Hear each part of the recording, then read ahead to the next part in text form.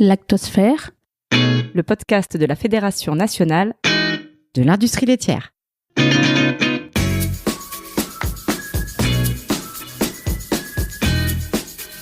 Bonjour à tous, le tout premier épisode de Lactosphère, le podcast de la Fédération nationale de l'industrie laitière. Et tout seigneur, tout honneur. On ouvre avec François-Xavier Huard, qui est le PDG de cette magnifique maison. Bonjour François-Xavier. Bonjour Laurent. François-Xavier, est-ce que vous pouvez nous présenter cette magnifique maison qui est la FNIL, je le répète, la Fédération nationale de l'industrie laitière?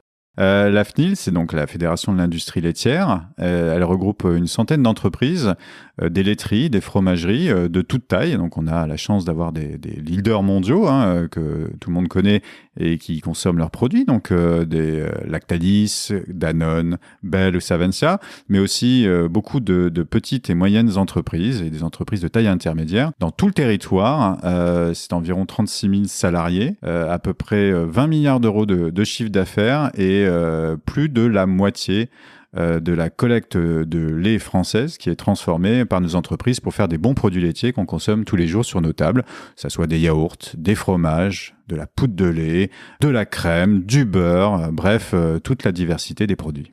Tout ce qui fait la France et dont on peut être particulièrement fier. Exactement. Parce que nous avons des leaders internationaux. Ouais. Cocorico. Exact. On a aussi des PME et des TPE en territoire, comme on dit. C'est superbe.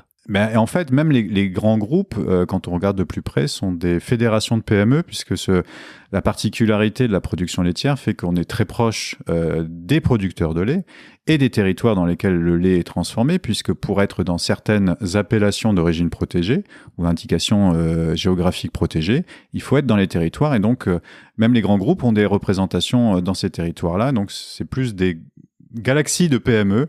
Et donc, on est fiers de ces PME qui font vivre nos territoires, qui contribuent à l'emploi et contribuent à l'attractivité. Vous avez dit 36 000 salariés, c'est énorme. C'est beaucoup, effectivement, mais on oublie que l'industrie agroalimentaire, et dont l'industrie laitière est une des grandes composantes, est l'une des plus grandes puissances économiques industrielles françaises. Donc voilà, donc on en est fiers.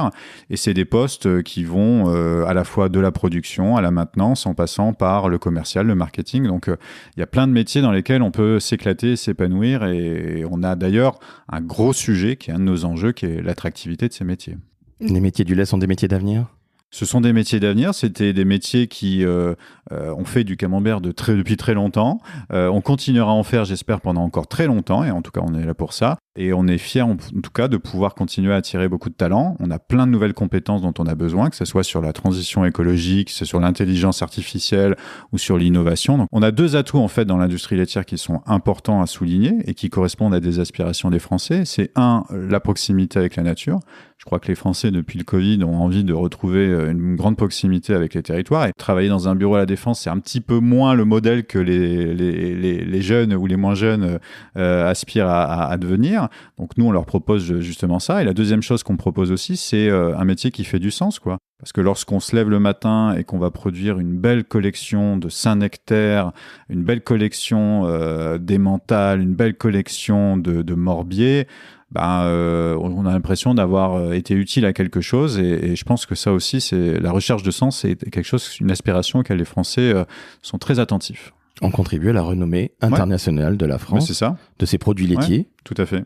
Et ça, il faut le rappeler. François-Xavier, vous dirigez la FNIL, pour les intimes, depuis bientôt 2 ans. Vous en êtes le président-directeur général. Il y a 4 axes stratégiques. Vous en avez parlé un tout petit peu, la transition agroécologique.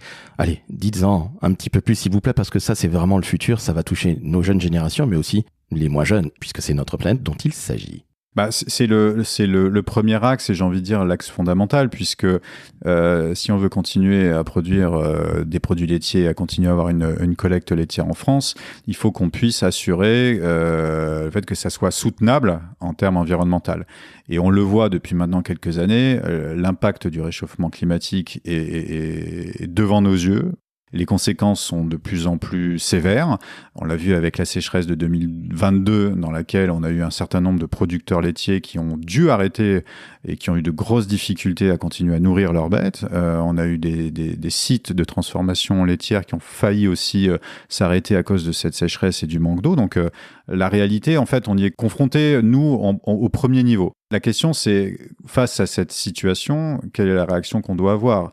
On considère, nous, à la fédération, que on doit faire de cette challenge-là une opportunité pour se transformer. Et la filière laitière doit se transformer. Donc, on le fait au niveau de l'industrie laitière, au niveau des sites de transformation, des laiteries et des fromageries, en transformant la façon dont on chauffe le lait, la façon dont on refroidit le lait, la façon dont on assure l'approvisionnement en énergie pour faire fabriquer tous les bons fromages que l'on fait tous les jours. Mais on le fait aussi avec nos partenaires producteurs de lait, puisque 80% des émissions de gaz à effet de serre de la filière sont à l'amont de la filière, et donc on doit travailler avec eux. Et qui mieux que les laiteries et les fromageries, qui sont en moyenne à 40-50 km de chaque producteur, est mieux placé pour aller accompagner, travailler avec eux sur le diagnostic, des plans d'action, et surtout des leviers d'action pour limiter les gaz à effet de serre, et donc avoir une filière laitière qui soit durable et soutenable. Est-ce que c'est pas parfois un petit peu difficile pour nos amis des TPE, PME ? Il y a évidemment des grands groupes, vous en avez parlé, des grands groupes mondiaux qui ont l'habitude de ces choses-là, mais je me mets à la place d'un petit patron, entre guillemets, et c'est tout à fait noble dans ma bouche. Parfois, cette transition écologique, elle est un petit peu difficile à mettre en place dans son entreprise. Comment aide la FNIL ces gens-là ?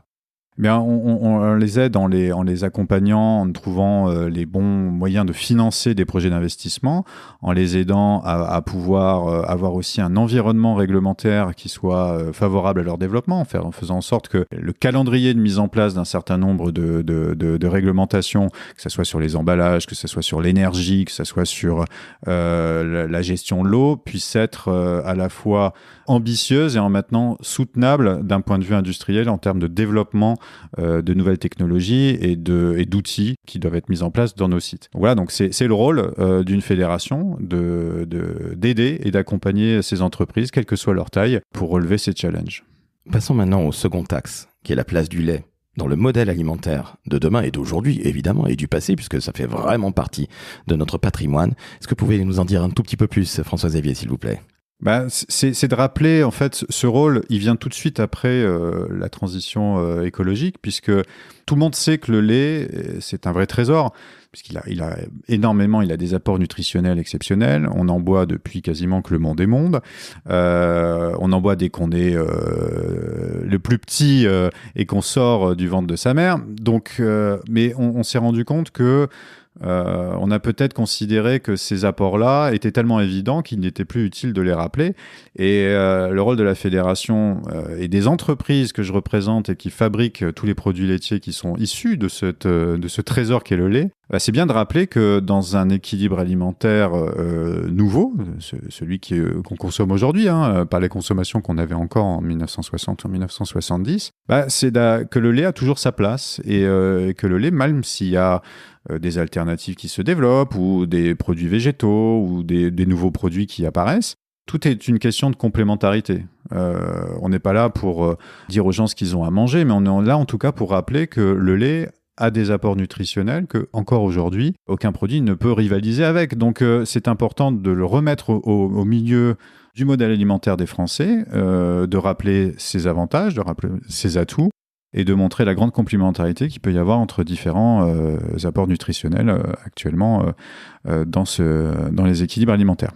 Troisième axe, la compétitivité évidemment de nos entreprises privées que vous représentez dans la transformation du lait. Alors ça, c'est fondamental, parce que c'est aussi le capital de la France. Là, il y a l'export à développer, évidemment, entre autres.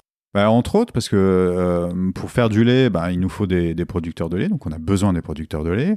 Pour faire du lait, il nous faut aussi des entreprises qui peuvent le transformer, le magnifier et pouvoir en faire des produits laitiers qui demain seront soit sur nos tables, soit sur les tables de tous les pays dans lesquels on exporte. Alors pour y arriver, il faut qu'on continue à avoir des laiteries, des fromageries, des industries laitières, des sites de transformation en France qui continue à être compétitif par rapport à des concurrents.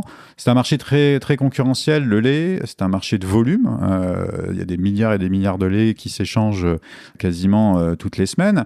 Et le rôle de la fédération est de faire en sorte que le temps d'avance que l'on a, la grande qualité que l'on a en termes de savoir-faire, d'excellence de production de produits laitiers, perdure, permettent à nos entreprises de continuer à exister, à être développées correctement. D'autant plus que c'est une valorisation du patrimoine immatériel de l'industrie laitière que vous prônez au quotidien à la FNIL. C'est un aspect aussi qui paraît évident, mais c'est important de le rappeler.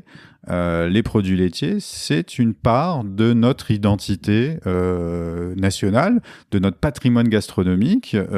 Manger un camembert, avoir un beau plateau de fromage à la fin d'un repas ou partager un moment de détente et de convivialité autour de produits laitiers, c'est aussi ce qui fait un peu qu'on est des Français, avec tout ce que ça implique d'atouts et parfois de défauts aussi que peuvent nous reprocher un certain nombre de pays.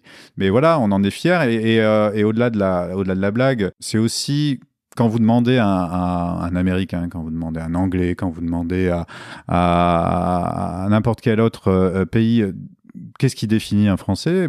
Souvent, c'est aussi ce qu'on mange, ce qui nous définit.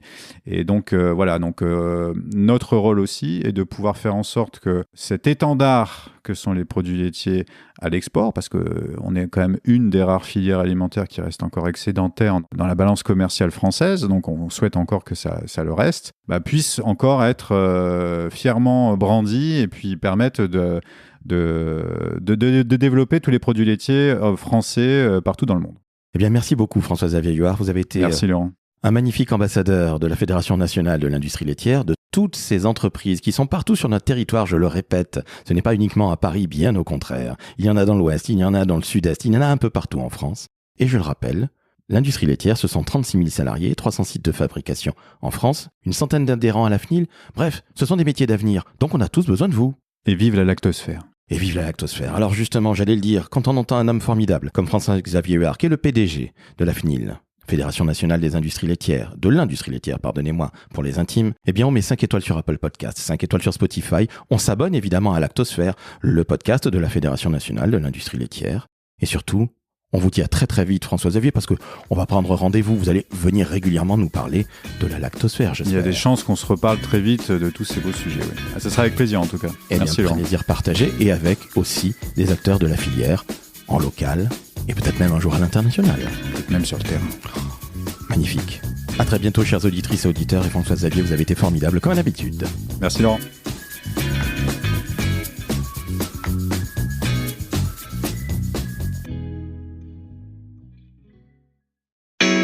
Lactosphère, le podcast de la Fédération nationale de l'industrie laitière.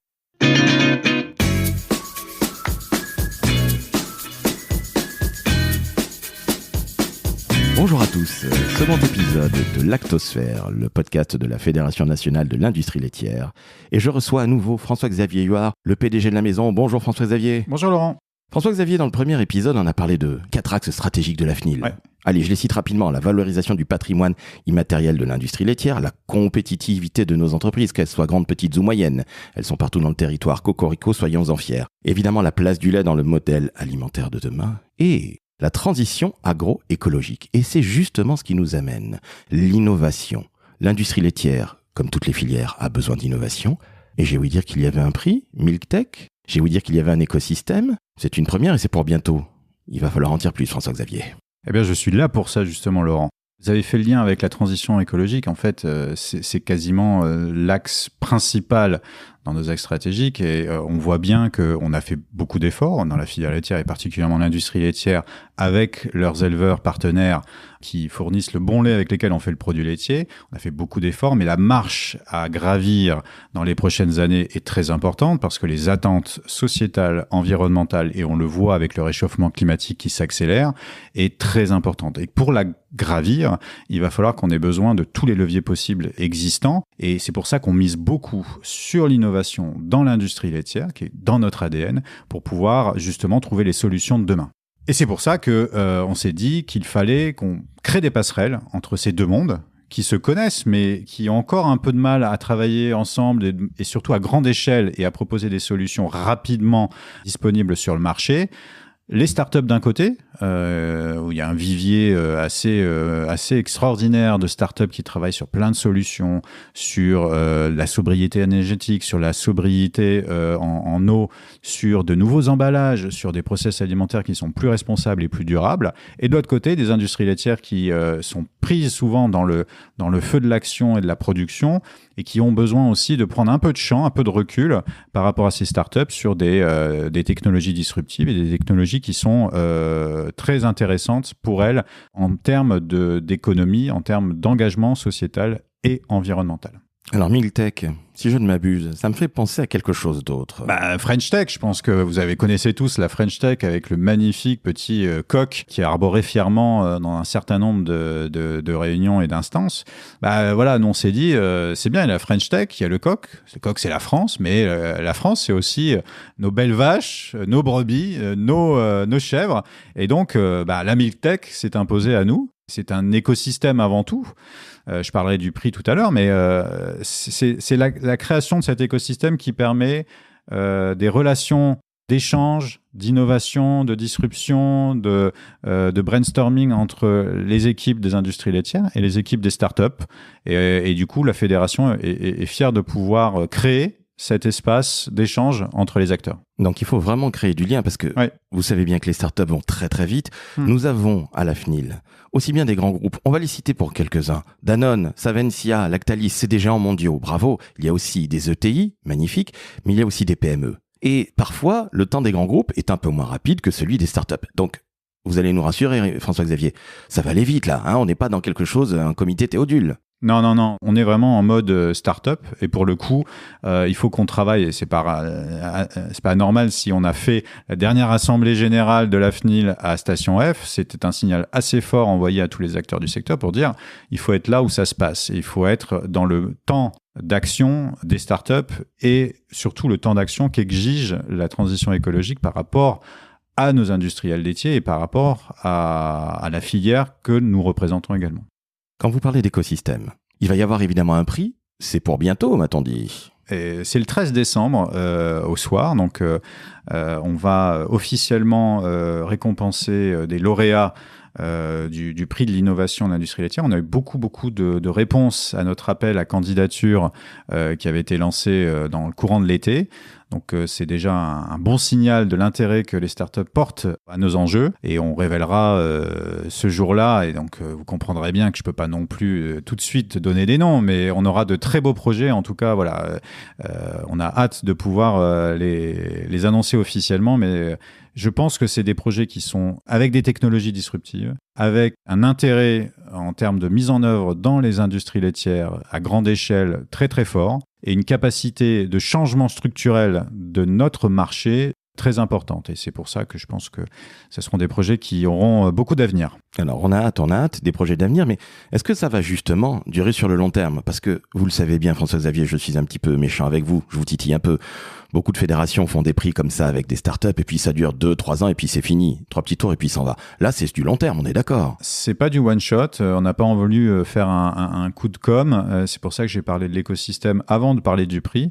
Parce que nous, le prix est un moment convivial et festif pour marquer le coup. Mais l'écosystème, c'est sur du temps long. Donc, on veut travailler durablement à la création de cette passerelle entre les deux mondes et à créer des temps. Donc, il faut qu'on regarde un petit peu avec les startups et les entreprises quels sont les meilleurs moyens d'y arriver. Mais en tout cas, l'ambition est de pouvoir avoir plusieurs temps dans l'année où on peut favoriser la création de connexions et surtout la création de flux d'affaires entre les startups et le business des industries laitières.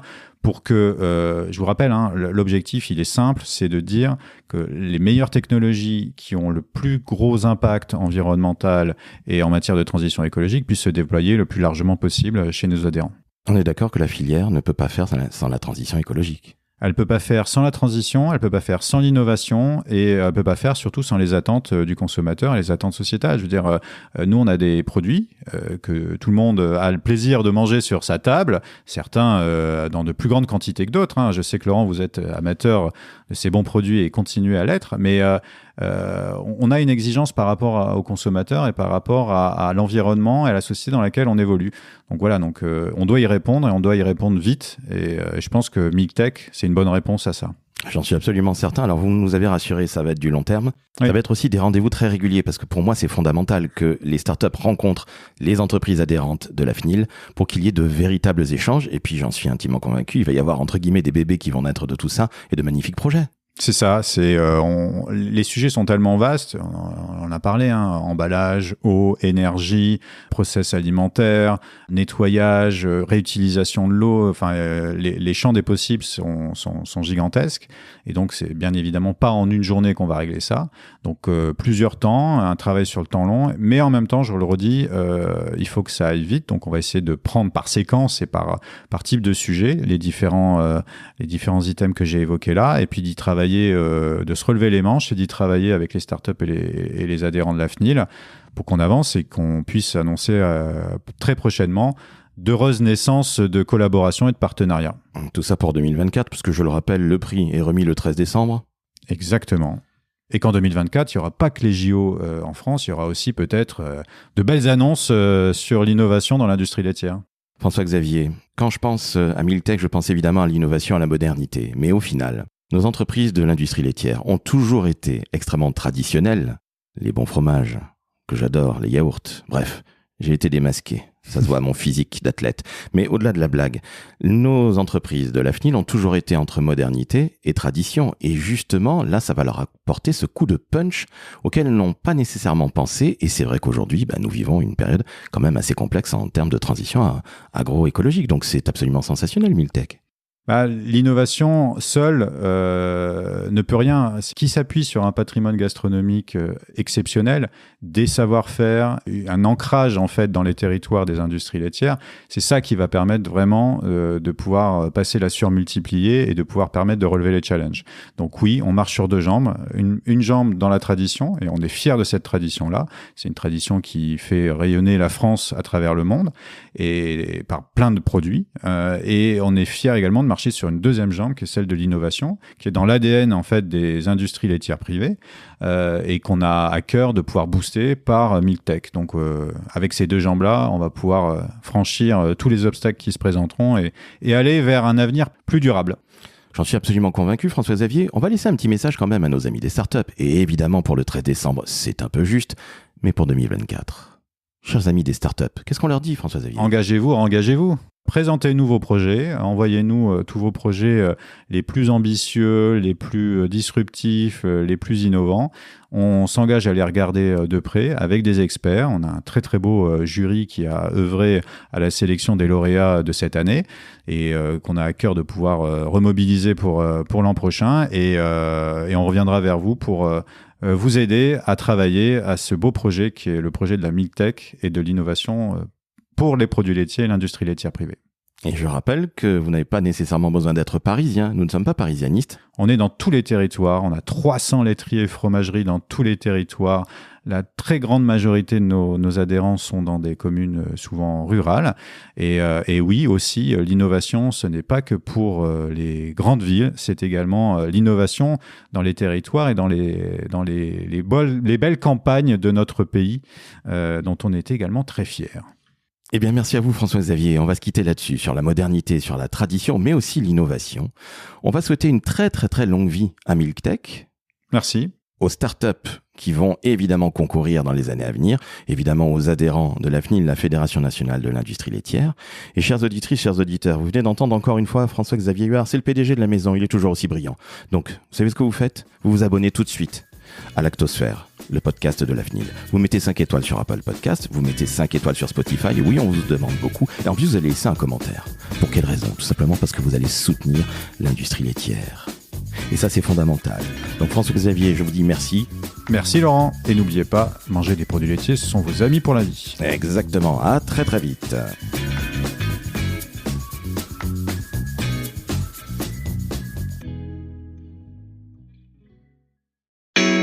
Lactosphère, le podcast de la Fédération nationale de l'industrie laitière.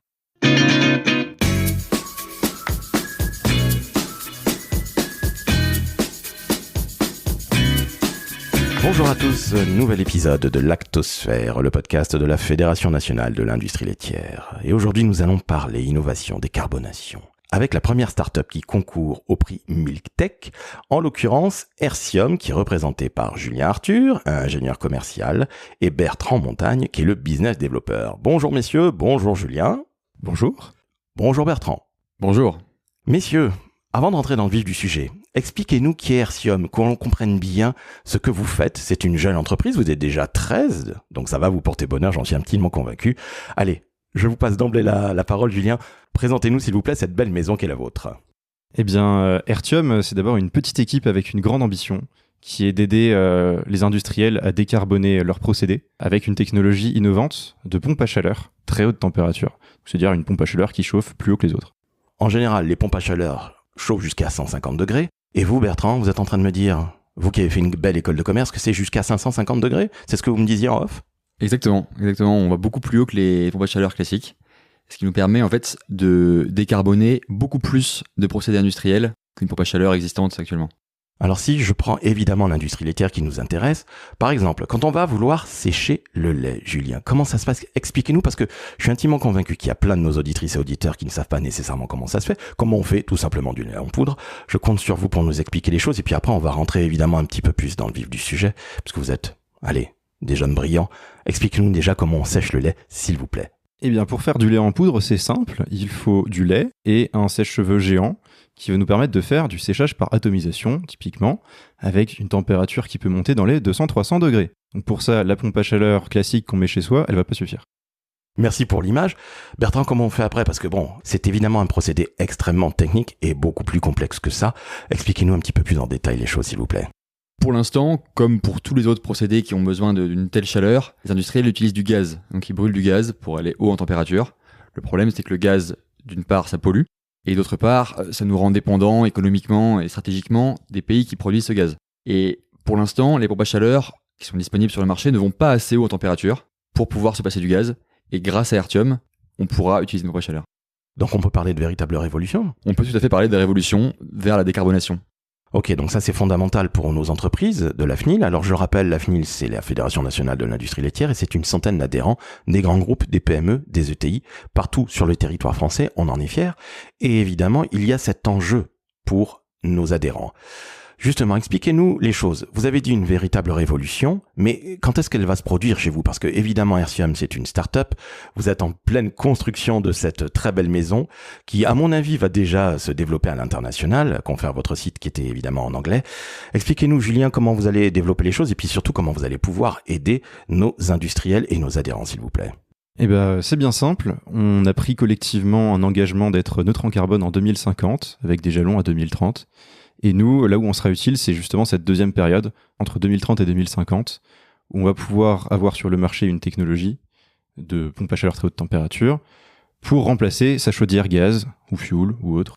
Donc ce qui veut dire qu'on va faire d'énormes économies d'énergie. Exactement. C'est un énorme enjeu d'économie d'énergie, mais aussi qui va permettre de passer d'une énergie carbonée à une énergie décarbonée. Ça va ensemble, la décarbonation et l'efficacité énergétique. Alors expliquez-nous ce que c'est que la décarbonation, parce qu'il y a certainement des gens qui nous écoutent et qui ne savent pas nécessairement ce que c'est. Bertrand, je vous passe la main.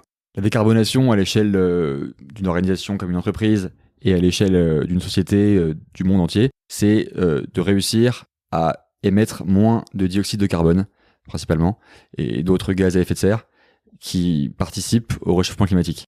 Ce qui veut dire qu'on va protéger la planète et l'environnement. C'est exactement le but, ouais. Et en plus, dans ce cas précis, on pense pouvoir aider les industriels à préserver leur portefeuille. Surtout qu'en plus, le carbone aujourd'hui devient payant.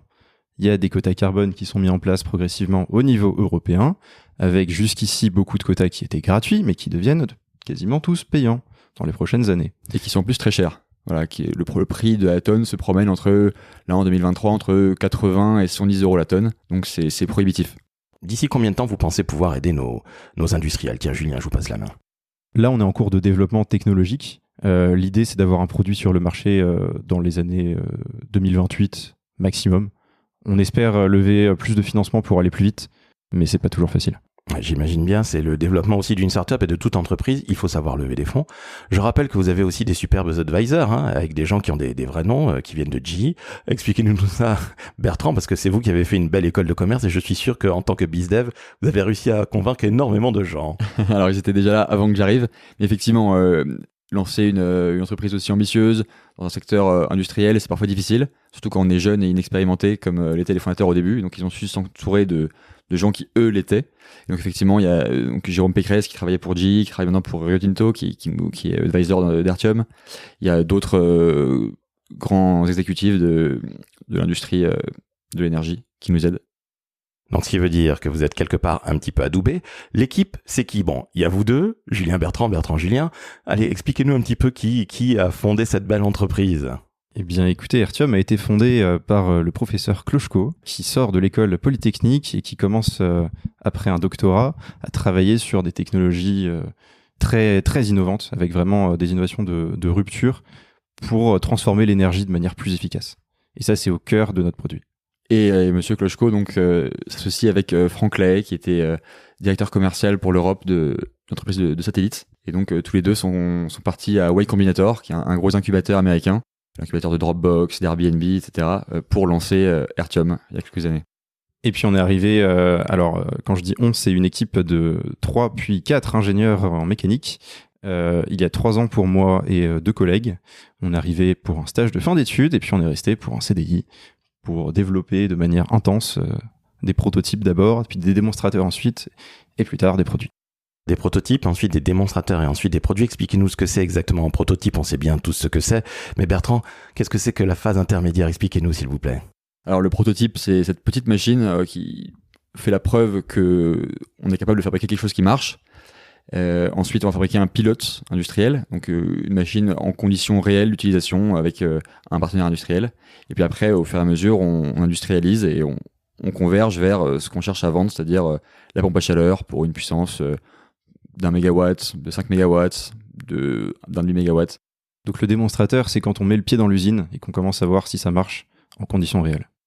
Tiens, à quoi ça va ressembler votre solution en vrai, si je puis dire? Allez, déjà, ne serait-ce que le prototype.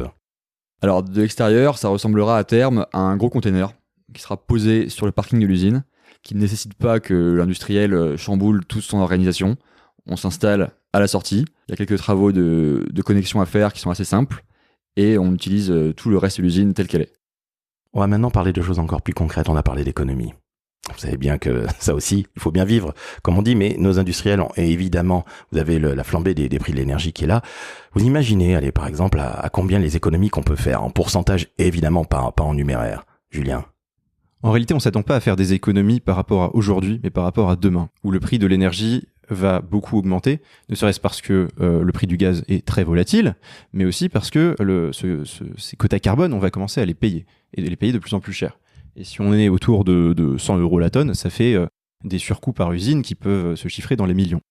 Oui, exactement. L'un de nos partenaires industriels, celui avec lequel nous comptons développer nos démonstrateurs, a chiffré que pour sa dizaine d'usines en Europe, à plusieurs millions d'euros par an et par usine, le surcoût de continuer avec ces procédés au gaz actuel. Parce que le gaz va coûter plus cher, du fait de moindres investissements, du fait de sa raréfaction, du fait aussi de l'approvisionnement en gaz naturel liquéfié, du fait, comme le disait Julien, de ces prix du quota carbone qui sont déjà aux alentours de 100 € la tonne, qui pourraient encore bien augmenter, du fait aussi sans doute de la mauvaise image qu'on a d'être un industriel polluant. Et de l'autre côté, on a de bonnes raisons de penser que le prix d'électricité devrait avoir tendance à baisser, parce que on va déployer de plus en plus de moyens de production électrique. Et donc ce différentiel les a fait de nous contacter pour que nous les aidions à passer donc d'un moyen de production de chaleur au gaz, qui pollue, qui va coûter de plus en plus cher, à un moyen de production de chaleur à l'électricité, qui pollue très peu, et qui en plus devrait être meilleur marché.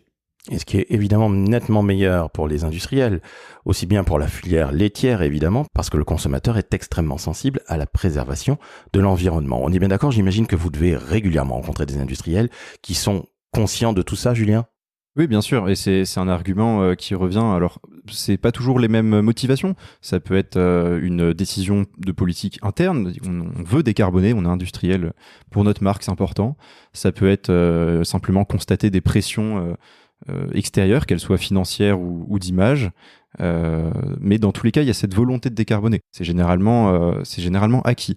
La question, c'est à quel coût et jusqu'où sont-ils prêts à aller. Oui, tout à fait. Et je me réjouis que d'ailleurs les consommateurs soient une force de mouvement pour décarboner. C'est très bon que les industriels le prennent en compte et cherchent des solutions innovantes pour baisser collectivement nos émissions. Julien, j'ai une petite question. Vous avez parlé du séchage du lait, mais est-ce que justement votre solution peut aussi aider à, par exemple, chauffer les locaux ? Eh bien écoutez, les pompes à chaleur, c'est vrai qu'on en parle beaucoup aujourd'hui pour le résidentiel. Donc chauffer chez soi avec une pompe à chaleur, c'est possible. Mais ce ne sera pas avec notre technologie, elle n'est pas du tout optimisée pour. Par contre, nous, on a plein d'autres applications. Dans la filière du lait, on a parlé effectivement du séchage du lait en poudre. Mais quand on a marqué sur les briques de lait, ce fameux stérilisé UHT, ça veut dire qu'on est monté à 130 degrés. Et ça, même si c'est accessible aujourd'hui avec certaines pompes à chaleur, si on chauffe à partir de l'air extérieur, elle commence à avoir du mal. Et nous, on peut faire la différence avec ça, par exemple. Oui, exactement. À partir du moment où on a besoin de monter en température aux alentours de, comme tu disais, 120, 130, 150 degrés Celsius pour la vapeur, même pour de l'air chaud à 200 degrés, 300 degrés, voire plus, eh bien, on peut être utile. Peu importe le procédé, nous, on fournit la chaleur et l'industriel s'en sert pour ce dont il a besoin. Eh ben merci à vous, messieurs, vous avez été extrêmement clairs. J'avais un petit peu peur que ce ne soit trop technique pour moi et aussi pour nos auditrices et auditeurs, parce qu'il faut penser à eux et bien évidemment à nos adhérents de la Fédération nationale de l'industrie laitière. Donc, vous avez été extrêmement clair, je tiens à vous féliciter. Merci Bertrand. Merci beaucoup. Merci Julien. Merci à vous. Alors, chères auditrices, chers auditeurs, si vous voulez faire connaissance avec l'entreprise de Julien et de Bertrand, Airthium, ça s'écrit A-I-R-T-H-I-U-M, et vous allez me dire que c'est un petit peu comme l'air et... Le lithium. Formidable. Je retiens que votre solution est vraiment très innovante. On peut limite parler de révolution, vous le disiez Bertrand, à très juste titre. On attend que cette révolution se passe rapidement. Et puis surtout, ce que je vais dire à nos adhérents de la FNIL.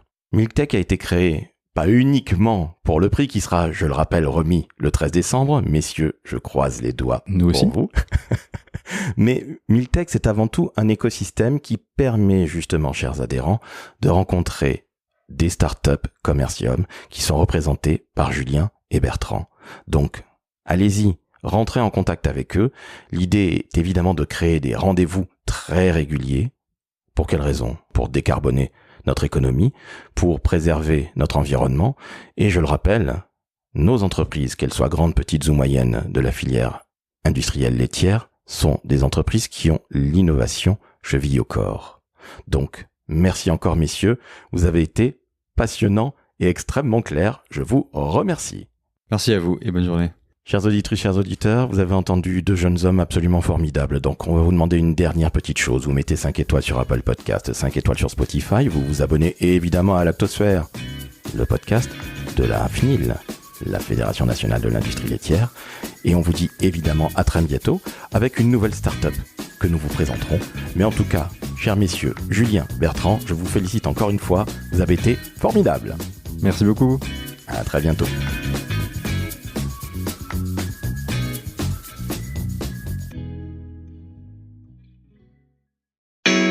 Lactosphère, le podcast de la Fédération nationale De l'industrie laitière.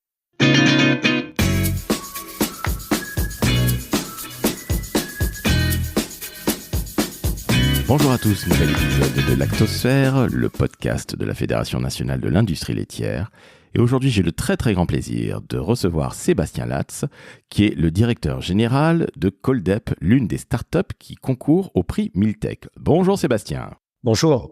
Sébastien, pouvez-vous s'il vous plaît nous présenter Coldep, nous expliquer ce que c'est, parce que c'est un processus qui est extrêmement intéressant, qui est peu énergivore, qui a énormément de qualités, y compris évidemment pour nos adhérents de la FNIL. Sébastien, nous sommes tout oui, je vous laisse présenter votre très belle maison qui en plus vient de lever 1 million d'euros, félicitations. Merci. Écoutez, Coldep est une société qui a une dizaine d'années d'existence, qui s'est développée dans le secteur de l'aquaculture initialement, avec une intuition qui a été qu'il y avait une capacité à capter et à purifier de l'eau de mer en utilisant les propriétés physiques de l'eau et du vide. Donc en fait, la technologie a été prototypée, industrialisée dans la filière aquacole, et il y a de ça 2 ans, on a fait des tests sur le sujet des effluents industriels et en particulier des effluents agroalimentaires. Et on s'est rendu compte qu'il y avait une efficacité très élevée et que ça apportait une nouvelle type de technologie pour traiter les effluents industriels. Donc depuis 2 ans maintenant, on a élargi le domaine d'application de la technologie à ce secteur des effluents qui est devenu un enjeu majeur pour l'industrie laitière, mais toutes les industries, puisque l'eau rentre dans énormément de process. Et donc, avec les nouveaux décrets en particulier qui sont parus cet été, laissant la possibilité de travailler sur des projets de réutilisation d'eau usée, le fameux reuse, on intervient et on arrive dans un timing qui est assez intéressant pour déployer notre technologie. Absolument. Alors, expliquez-nous comment ça fonctionne, s'il vous plaît. Alors, visuellement, c'est un système on-colonne dans lequel on fait rentrer les eaux usées, les fluents à traiter. Et en fait, on injecte à la base de la colonne des microbules qui, en fait, ont la particularité d'être injectés dans un mode sous dépression. Donc, en fait, schématiquement, le vide est fait à l'intérieur de cette colonne et ça démultiplie la capacité de ces microbules à capter la matière en suspension, donc les bactéries, la matière organique, les protéines, les virus. Et tous ces petits éléments qui sont à l'intérieur des fluents viennent par coagulation en quelque sorte, pour le visualiser, viennent s'agréger autour des microbules qui arrivent en haut de la colonne et là, sous l'effet du vide, viennent être aspirés automatiquement pour tomber dans un réceptacle. Schématiquement, il existait par le passé, il existe toujours un procédé qui s'appelle les flottateurs. C'est une technique assez courante dans le traitement de l'eau. Et la particularité est là où notre technologie est brevetée et a une performance qui est supérieure à ce qui se fait par ailleurs. C'est l'élément sous dépression qui permet de démultiplier les résultats en termes notamment de consommation énergétique. Vous l'avez dit, on est très peu énergivore, mais aussi en termes de capacité à concentrer la matière pour derrière en faire un autre usage. Typiquement, on est les seuls aujourd'hui en termes de technologie à pouvoir valoriser les boues qui sortent des eaux usées. Entendu. Donc ça veut dire, si j'ai bien compris et si je récapitule ce que vous avez dit, à savoir que ces microparticules vont remonter à la surface, elles vont ainsi être collectées, et ce qui veut dire qu'on utilise également beaucoup moins de produits chimiques en plus de la très faible consommation d'énergie. C'est bien ça? Vous avez tout à fait raison. Il y a trois avantages. Si on résume les avantages, c'est peu énergivore. On estime qu'on consomme 4 à 6 fois moins d'énergie pour le même volume d'eau traitée, parce que là, il y a une fonction hydraulique liée au fait que la circulation d'eau se fait par l'intermédiaire du vide. Ça, c'est le premier avantage. Le deuxième, c'est en effet la capacité à extraire un niveau qu'on qualifie dans le jargon de nanofiltration alors qu'on n'utilise pas de filtre. Et donc, derrière, on a ce résultat qui est vraiment très, très intéressant puisqu'on sort une eau bien traitée. Et le troisième élément, c'est la valorisation, parce que ce qu'on appelle là aussi dans le jargon, j'essaye de limiter les termes un peu abscons et un peu techniques, mais le taux de cécité, donc la concentration en matière organique dans les boues est très élevé, donc très peu liquide. Donc on arrive derrière à valoriser ça dans des circuits de méthanisation, ce qui est un pouvoir calorigène de la matière qui est extraite de l'eau. Et en l'occurrence, sur un des sites, par exemple, dans lequel on a installé notre technologie, sur 100 mètres cubes traités par jour, donc c'est un volume relativement élevé, on arrive chaque année à sortir 300 tonnes de matière qui part ensuite dans des circuits de méthanisation. Donc ce qui veut dire qu'il y a de la revalorisation possible et potentielle et pourquoi pas créer de l'énergie, c'est bien ça? Exactement. Historiquement, en France, on a toujours considéré l'eau comme étant une ressource infinie. Cette culture-là commence à changer. La France était très en retard. On réutilise moins de 1% d'eau par rapport à des pays comme l'Espagne ou l'Italie, voire Israël, qui est un pays de référence sur le sujet.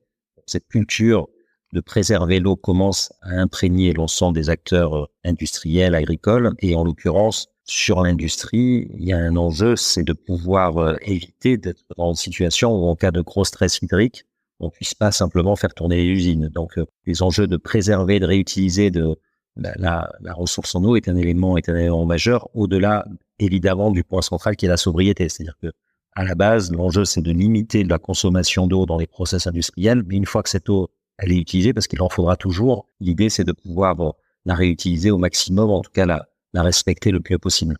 Après un été extrêmement aride que nous avons eu en France, plutôt 2 étés, justement, vous êtes en train de rassurer tout le monde, à savoir que l'eau est finalement bien conservée et qu'il n'y a pas non plus de déperdition d'eau, en plus du fait que ce soit moins consommateur d'énergie. Donc c'est une sorte de révolution aujourd'hui qu'on est en train de vivre grâce à Coldep. Je vais vous prendre comme un de mon commercial préféré, parce que j'apprécie votre retour. Plus sérieusement, j'aimerais vous dire que c'est une très bonne nouvelle. La réalité, c'est que toute la filière industrielle, dont la filière laitière, va devoir s'adapter à une approche plus sobre en termes d'énergie et en termes de consommation d'eau. Et par rapport à ça, de manière très humble, la technologie Coldep est un des outils offerts et qui n'existait pas jusqu'à présent sur le marché. Et pour information, je peux pas annoncer la chose, mais on a signé, par exemple, avec un gros partenaire laitier, un des plus gros en France, pour justement une de ces usines. Et l'élément qui lui a plu, justement, c'est clairement le fait qu'on consommait très peu d'énergie, qu'on utilisait très peu d'espace, parce que la technologie que vous avez décrite, elle est verticale, donc elle peut se concentrer sur un espace relativement restreint par rapport à d'autres techniques qui parfois prennent beaucoup d'espace, et c'est les usines de transformation laitière ont peu d'espace à proposer pour traiter l'eau. Et typiquement, on a eu une réponse avec quelques avantages que les autres techniques n'apportaient pas jusqu'à présent. J'ai une petite question. Vous disiez que c'était des colonnes, mais combien de temps est-ce qu'il faut pour mettre en place votre solution? Ne s'agit-il d'un démonstrateur dans un premier temps avant de mettre quelque chose d'un un petit peu plus long terme? Est-ce que vous pouvez nous expliquer, Sébastien, les choses de manière encore plus concrète et technique pour que tout ça puisse être mis en place, s'il vous plaît? Avec plaisir.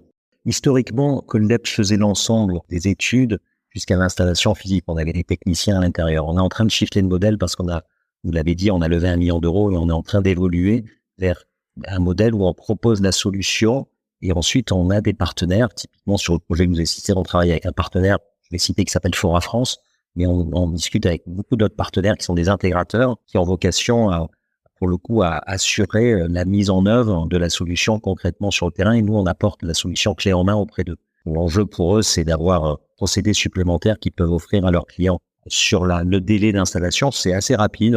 Le délai le plus lent, c'est de fabriquer, parce qu'on fabrique nous-mêmes l'élément central de notre solution. Donc, si on intègre les délais de fabrication pour installer la solution, on est sur 3-4 mois maximum. C'est cet ordre de grandeur. C'est extrêmement rapide. Ça veut dire que celles et ceux qui nous écoutent et qui travaillent dans la filière laitière peuvent parfaitement installer ça pour cet été au plus tard. On est tout à fait d'accord et je dirais qu'il y a même une option supplémentaire. Dans le cadre de la levée, un des buts de cette levée de fonds a été de construire ce qu'on appelle dans le jargon un démonstrateur. C'est-à-dire qu'on a miniaturisé notre dispositif pour pouvoir le rendre mobile. Et donc, on aura d'ici quelques mois la capacité à répondre à toute demande, interrogation d'un industriel en disant « moi j'aimerais bien tester ». Mais plutôt que de vous envoyer un échantillon non effluent, je voudrais que vous le testiez sur place parce que c'est vrai que c'est plus efficace. Et donc demain, on aura la capacité d'avoir sur un conteneur mobile, de venir, de plugger et de voir concrètement les résultats qu'on arrive à avoir en matière de traitement de l'eau et de purification de cette eau pour des usages différents. Ce qui veut dire qu'on peut voir en vrai, on a une véritable preuve de concept quelque part, on utilise déjà votre solution et on s'aperçoit si oui ou non le test est concluant. Là encore, combien de temps? 3 ou 4 mois pour le fameux démonstrateur ou plus rapide? J'espère plus rapide.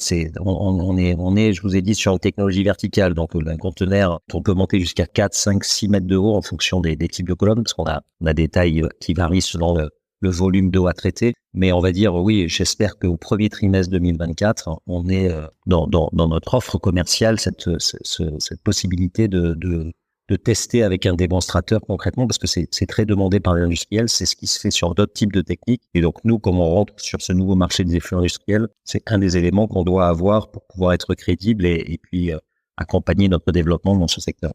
Sébastien, est-ce que vous pouvez nous parler de l'équipe? Vous savez bien qu'une start-up, c'est avant tout une équipe. Vous avez rejoint cette équipe en tant que DG il y a à peu près 6 mois. Parlez-nous de cette équipe. C'est 10 ans de recherche, Coldept, donc c'est pas quelque chose qui est né comme ça du jour au lendemain. Expliquez-nous un petit peu le bureau, si je puis dire. Écoutez, en fait, à la base, c'est deux personnes. Le fondateur qui s'appelle Julien Jacquetti, qui est un ingénieur, un génie donc à plein de niveaux dans l'eau, et puis qui s'est associé très rapidement avec un autre génie. Alors j'ai beaucoup de respect pour eux parce que je les ai rejoints. Je viens pas remplacer, je viens renforcer l'équipe. Il y a une autre personne qui est un chercheur qui s'appelle Bertrand Baru et qui ont été un peu des géos trouve-tout. Alors c'est pas Google, mais c'est aussi dans un garage. Et ils nous ont fait des tests. Ils étaient accompagnés par l'IFREMER et l'INSA Lyon. Donc, c'était deux organismes qui ont permis le dépôt du brevet, des 2 brevets, en fait, qui aujourd'hui nous permettent d'être sereins sur notre technologie. Et au fil des ans, ils se sont grossis avec les limites, on va dire, en termes de moyens et puis aussi en termes d'intérêt pour le développement. Et moi, je les ai rejoints en mai dernier avec une autre personne qui s'appelle Brice Plossard, qui est le directeur du développement. Donc, il y a une sorte de quatuor à cordes qui s'est formé dans l'idée que chacun a une partition à jouer. Et moi, je suis un peu le chef d'orchestre, en tout cas, je suis le mandataire social avec la capacité à prendre les sujets sur lesquels, on va dire, chacun des 3 autres compères n'avait pas forcément les mêmes expertises et les mêmes valeurs ajoutées. Et ça permet justement à chacun de se concentrer dans là où il a le plus de valeur ajoutée à avoir. On est 10 dans la majorité d'ingénieurs. Tout le monde est très complémentaire. Vous arrivez en tant que mandataire social. Le 1 million d'euros que vous avez levé, sans rentrer trop dans les détails évidemment, mais en tout cas, encore une fois, je vous félicite parce que c'est extrêmement difficile de lever aujourd'hui quelque argent que ce soit. À quoi va-t-il servir? Que nos auditrices et auditeurs comprennent bien ce dont il retourne. Alors, premier usage, c'est ces fameux démonstrateurs. Ça se fait sur fonds propres, parce qu'on n'a pas de clients dédiés, donc c'est un investissement. C'est un gros projet en soi. Il faut repenser un certain nombre de choses. Le deuxième volet de l'investissement consiste à recruter des ingénieurs, parce qu'on a une équipe, mais vu notre plan de charge, on a déjà en tête de recruter des profils ingénieurs hydrauliques avec une dimension aquachimie, parce que historiquement, on est plus avec des ingénieurs qui viennent du monde de l'aquaculture, donc on va peaufiner encore l'équipe. Et le troisième élément de recherche, d'investissement, c'est ce qu'on appelle, nous, dans notre jargon, la VAL 3.0. C'est-à-dire qu'aujourd'hui, le système est relativement automatisé, mais on pense qu'on peut encore mieux faire en termes de pilotage à distance et d'automatisme pour arriver et installer une solution clé en main avec notamment une application mobile et une capacité à garantir la performance de la VAL, de notre solution, même à distance. C'est-à-dire qu'on pourra prendre la main et elle va gagner aussi en nombre de capteurs et de sondes. Il y en a déjà un certain nombre, mais on va en rajouter. On a déjà identifié des additifs. Et l'objectif, c'est d'avoir, alors, le mot intelligence artificielle est à la mode, donc on va pas l'utiliser, mais on va dire de mettre, en tout cas, beaucoup plus d'automatisme et de data dans le système pour que derrière, ça garantisse au directeur d'usine, où qu'il se trouve, le fait d'avoir un niveau de maintenance, un niveau de performance garanti. Alors Val, juste pour nos auditrices et auditeurs, c'est tout simplement le nom de la solution de Coldep. Tout à fait. C'est le terme vacuum en anglais veut dire sous dépression, sous vide, et c'est l'élément central. Et Coldep, c'est l'acronyme de colonne à dépression. La solution, en termes même de design, est simple, mais le résultat est extrêmement performant, et c'est ça la magie qu'on arrive à opérer en designant et en pensant la chose de manière simple, on arrive à des résultats qui sont intéressants. Cette VAL 3.0, c'est pour quand idéalement? Alors là, ça va être un programme de recherche. On est en train de monter un projet. On veut, en plus de la levée de fonds, avoir des financements. Il y a un gros appel à projet qui s'appelle Ignovo, qui a été lancé par l'État dans le cadre du projet France 2030, avec des fonds dédiés spécifiquement à l'eau, c'est géré par l'ADEME. Donc le dossier, on l'a finalisé là, donc on va le déposer de manière imminente. L'objectif, ça va nous emmener sur 2024-2025. Tout un projet au long cours, on va faire au fur et à mesure les additifs, mais le système de gestion à distance existe déjà. L'objectif, c'est de l'améliorer de manière continue, et ça, c'est un programme de recherche sur plusieurs mois, donc jusqu'à début 2025, on va dire. Eh ben, merci beaucoup à vous, Sébastien. Ça a été extrêmement instructif, extrêmement clair. Je vous remercie. Chères auditrices, chers auditeurs, vous avez compris que Miltech, c'est justement la rencontre et l'écosystème de la Fédération nationale de l'industrie laitière, la FNIL, et aussi des startups comme Coldep, magnifiquement représentés par Sébastien. Donc encore une fois, Sébastien, merci d'avoir été aussi clair. Et en effet, votre solution, j'ai vraiment l'impression que c'est une révolution. Mais Laurent, écoute, merci encore. Le jour où vous voulez venir promouvoir ou faire notre commercial, vous avez un poste qui vous attend chez nous parce que vous en parlez très bien et c'était très agréable de pouvoir échanger avec vous. Merci. Écoutez, je vous remercie, j'y réfléchirai. Non, écoutez, quand vous entendez un homme aussi formidable que Sébastien qui sait parler d'un sujet extrêmement technique, comment tout simplement rendre les eaux usées beaucoup plus pures sans consommer d'énergie, en installant ça rapidement, écoutez, quand on entend des gens comme ça, c'est ça Miltech, c'est ça également Lactosphère, le podcast de la FNIL, la Fédération nationale des industries laitières, vous mettez 5 étoiles sur Spotify et sur Apple. Et Sébastien, je vous dis, je l'espère à très très vite. On croise les doigts pour vous, pour le prix Miltech qui sera remis le 13 décembre prochain. Merci beaucoup Laurent et merci à la Fédération d'avoir suggéré mon nom pour ce podcast. J'en suis très honoré et c'était un plaisir de pouvoir échanger avec vous. À très bientôt pour un nouvel épisode de Lactosphère, le podcast de la Fédération nationale de l'industrie laitière.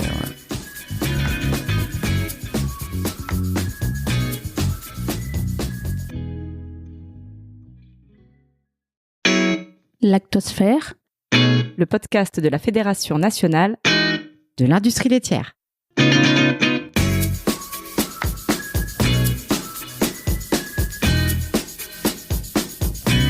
Bonjour à tous, nouvel épisode de Lactosphère, le podcast de la Fédération nationale de l'industrie laitière. Et aujourd'hui, nous allons parler emballage, ou plutôt comment réinventer les emballages alimentaires et particulièrement ceux du lait, entre autres, avec Alexis von Schammer, qui est le DG de Lactips. Bonjour Alexis. Bonjour Laurent. Alexis, on va rentrer tout de suite dans le vif du sujet. Est-ce que vous pouvez présenter cette très belle start-up qui est Lactips, qui est basée non loin de Saint-Étienne? Alexis, nous sommes tout oui. Oui, bien sûr.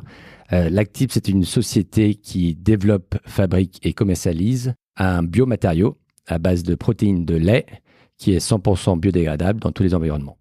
Est-ce que vous pouvez nous en dire un tout petit peu plus? Comment ça se passe biomatériaux, expliquez-nous les choses, parce que là, on est sur des concepts, mais soyons encore plus précis, et je sais que vous en êtes tout à fait capable, Alexis. Bien sûr. Donc nous sommes les seuls aujourd'hui en Europe et voire dans le monde à savoir fabriquer à partir d'une protéine, et notamment la protéine de lait, donc de la caséine, un matériau 100% biodégradable dans tous les environnements, ce qui veut dire biodégradable dans les sols au bout de 28 jours, donc très rapidement, à la même vitesse que les déchets organiques, mais également dans les environnements de rivières ou de mer, donc de l'eau salée, sous quelques jours, sans laisser de traces de microplastiques.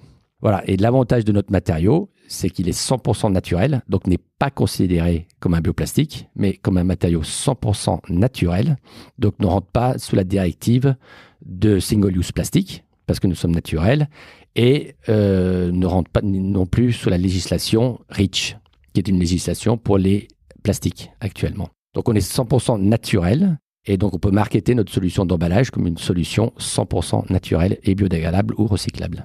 Alors ça ne laisse pas de traces, on vient de le voir, en 28 jours ou en quelques jours, donc c'est absolument sensationnel. L'entreprise existe depuis 2014, vous en êtes le DG depuis l'été 2022. Vous venez du monde de la plasturgie. Expliquez-nous un tout petit peu votre parcours et puis expliquez-nous aussi comment fonctionne cette entreprise, combien vous êtes et puis surtout, par rapport à nos adhérents de la FNIL, ce que vous pouvez leur apporter. J'ai travaillé plus de 25 ans dans l'industrie du plastique. Donc, je suis un industriel à la base. Et j'ai travaillé dans deux groupes, un groupe américain et un groupe japonais, dans le domaine de la recherche et développement, de l'industrialisation de produits, mais également beaucoup dans le domaine du business development à l'international. Et j'ai également travaillé en tant que dirigeant dans une société de papier pour l'emballage de l'industrie agroalimentaire. Donc, je peux aujourd'hui apporter toute mon expérience dans le domaine du plastique, mais également du papier, pour transformer ce monde de l'emballage dans l'industrie agroalimentaire vers des produits naturels. C'est une mini-révolution, une vraie révolution, on va dire, parce qu'aujourd'hui, les consommateurs sont extrêmement attentifs à ce genre de choses-là, ne pas laisser de traces dans l'environnement, particulièrement les jeunes générations. Donc, quelque part, vous êtes en train de révolutionner les choses, et Cocorico, c'est français. Oui, c'est une vraie révolution à plusieurs niveaux, parce qu'on n'est pas juste un biomatériau, donc compostable, mais on répond complètement à l'économie circulaire, des 5 R de l'économie circulaire, notamment dans le domaine du papier, parce que notre solution papier avec notre produit qui est une induction qu'on met sur le papier, premièrement, apporte les mêmes bénéfices que le plastique, donc thermosellable, barrière aux graisses, barrière à l'oxygène, qui permet la conservation des aliments. Donc les mêmes avantages que le plastique, mais sans les inconvénients, parce que quand on l'associe maintenant avec le papier, notre solution qui est soluble dans l'eau est recyclable à 100% dans la filière de recyclage du papier. Je me mets à la place d'un de nos adhérents de la FNIL. Quelles peuvent être les solutions que vous pouvez leur apporter? Par exemple, imaginez je fais du fromage. Évidemment, l'Actips est parfaitement adapté. Oui, tout à fait. Tout emballage où on peut passer aujourd'hui du plastique vers le papier. Donc, ça peut être des produits secs ou des produits gras dans le domaine notamment du fromage, qui serait une application parfaite pour notre produit. Alors, expliquez-nous comment vous faites, parce que imaginez, donc moi je suis un industriel du fromage, je fais appel à vous, ou je vous entends dans ce magnifique podcast qui est Lactosphère, et comment ça se passe? Expliquez-nous les choses. En combien de temps ça se met en place? Comment vous intervenez? Comment intervient l'équipe? Et puis surtout, comment on peut essayer d'aller le plus vite possible pour justement préserver l'environnement, ce qui est absolument fondamental aujourd'hui. Alors aujourd'hui, on travaille à 2 niveaux. On travaille d'abord avec les donneurs d'ordre internationaux pour premièrement faire connaître notre produit, les éduquer sur les caractéristiques que peuvent apporter nos produits sur le marché, et notamment en termes de recyclage des emballages, mais plus important, ne pas détériorer les barrières aux graisses et aussi barrières au gaz, ce qui est très important dans l'industrie laitière, notamment du fromage, où il faut un échange gazeux entre l'extérieur et l'intérieur de l'emballage pour mieux conserver les fromages à l'intérieur. Entendu, vous parliez d'éducation. Ça veut dire qu'aujourd'hui, vous considérez, sans pour autant critiquer, que les industriels de la filière laitière ont parfois un petit peu de mal à comprendre ce dont il s'agit? Ils ont des solutions aujourd'hui, mais ils ont des solutions pétrosourcées, avec du papier, sous forme d'induction, mais ce sont des matériaux pétrosourcés. L'avantage de notre produit, c'est qu'on remplace ce matériau pétrosourcé, mais plus important, maintenant cet emballage papier, qui avant était associé à un matériau pétrosourcé, est maintenant recyclable, ce qui n'était pas le cas jusqu'à maintenant. Ok, donc les grands donneurs d'ordre, petits ou moyens, c'est-à-dire nos adhérents de la FNIL, absolument, la Fédération nationale de l'industrie laitière, vous allez les éduquer parce qu'ils ne sont pas nécessairement au courant de tout ce qui se passe. Et c'est vrai qu'il y a tellement d'informations, il y a tellement de pression de la part de tout le monde que quelque part, ça peut parfaitement se comprendre. Mais une fois que vous les avez quelque peu éduqués, comment ça se passe après? Parce qu'à un moment, il va bien falloir fabriquer et produire. Ça passe d'abord par une phase laboratoire. Donc, on échantillonne notre produit dans leur laboratoire pour qu'ils puissent vérifier les caractéristiques de notre produit. Ensuite, ça passe par une phase pilote de fabrication d'emballage pour vérifier que tout fonctionne avec leurs produits emballés. Et ensuite, on passe par une phase industrialisation et commercialisation avec leurs sous-traitants. Et aujourd'hui, on a déjà commercialisé plusieurs applications dans le domaine du lait et notamment chez Mademoiselle Dessert pour les moelleux au chocolat dans les TGV. Oh là là, vous nous donnez faim déjà. Combien de temps pour mettre tout ça en place, justement ? Le parcours entre la première discussion avec le donneur d'ordre jusqu'à la commercialisation dure entre 18 et 24 mois. C'est un processus assez long généralement. Pourquoi est-ce que c'est aussi long, justement ? Parce qu'il faut passer les différentes phases de test. Et vu que c'est une technologie disruptive qui n'existe pas sur le marché, nous sommes les seuls, il est important qu'on leur donne confiance en notre produit et qu'il n'y ait pas de souci de performance dans le domaine de l'emballage. Étant donné que c'est tout à fait disruptif, totalement innovant, que vous êtes les seuls en France et à travers le monde, semblerait-il, à proposer cette solution, comment est-ce que vous êtes perçus par les donneurs d'ordre et nos adhérents ? Très enthousiaste au départ, mais bien évidemment toujours conservateur, c'est-à-dire qu'ils souhaitent d'abord vérifier ce que nous disons et surtout être sûr que notre solution marche parce que ça va directement chez le consommateur derrière et donc il faut s'assurer que le produit ne se détériore pas avec notre emballage, ce qui est tout à fait logique. Qui est tout à fait logique, vous l'avez dit vous-même, puisque quelque part aussi le bon sens terrien fait partie de nos adhérents, fort heureusement. Donc je peux comprendre qu'ils aient un petit peu peur, même s'ils sont évidemment très enthousiastes, parce que pour moi c'est vraiment l'avenir. On est bien d'accord, Alexis ? Tout à fait, mais le plus important en plus de l'emballage, c'est qu'il faut que l'emballage garde ses caractéristiques de protection de l'aliment et de conservation de la durée de vie de l'aliment dans son emballage. Donc ce sont ces deux points qui sont extrêmement importants de conserver, en plus d'avoir un emballage qui est recyclable. Donc évidemment, on va garder la saveur des produits, on va Absolument. pas les détériorer, si je puis dire, ou la détériorer plus exactement. En plus, c'est bon pour la planète. Les consommateurs, à un moment ou un autre, vont la prendre. Et c'est toujours bon pour nos marques dont on est extrêmement fiers ici à la FNIL. Donc c'est une très très belle solution. Parlez-nous un petit peu de l'équipe. Je l'ai dit tout à l'heure, vous êtes arrivé à l'été 2022. Bon, 25 ans dans le métier des emballages, dans le papier, dans les aliments. Bref, vous êtes un homme du sérail, si je puis dire. Mais l'entreprise a été fondée il y a presque 10 ans, en 2014. Parlez-nous de l'équipe parce que ça aussi, c'est très important. Nous avons également professionnalisé notre équipe parce qu'on passe vraiment d'un projet R&D, recherche et développement, à une vraie PME industrielle. Donc, on a décidé de professionnaliser notre équipe à plusieurs niveaux. Premièrement, la direction générale, comme je l'ai dit avec mon arrivée. Deuxièmement, avec l'arrivée de Bertrand Dupérou, notre directeur commercial, qui a également plus de 20 ans d'expérience dans l'emballage agroalimentaire, dans le papier ou dans le plastique. Donc, c'est un point important parce qu'il a toutes les relations et la connaissance de ce marché-là. Et troisièmement, notre directeur R&D, qui est arrivé il y a 18 mois également, qui a plus de 25 ans d'expérience dans le domaine du plastique également. Donc, des profils très expérimentés qui ont rejoint l'équipe. Aujourd'hui, c'est une équipe de combien de personnes ? Aujourd'hui, on est 45 personnes dans l'entreprise, une dizaine de personnes en recherche et développement, une dizaine de personnes dans le domaine commercial. Et ensuite, on a une quinzaine de personnes dans le domaine de la production. Car nous avons déjà industrialisé notre produit et nous sommes aujourd'hui en production. Donc c'est déjà une très très belle PME avec un état d'esprit de start-up. Donc finalement, aujourd'hui, vous êtes capable de travailler avec tous nos adhérents, que ce soit des grands groupes internationaux, des ETI et aussi d'autres PME, partout en France et partout à travers le monde.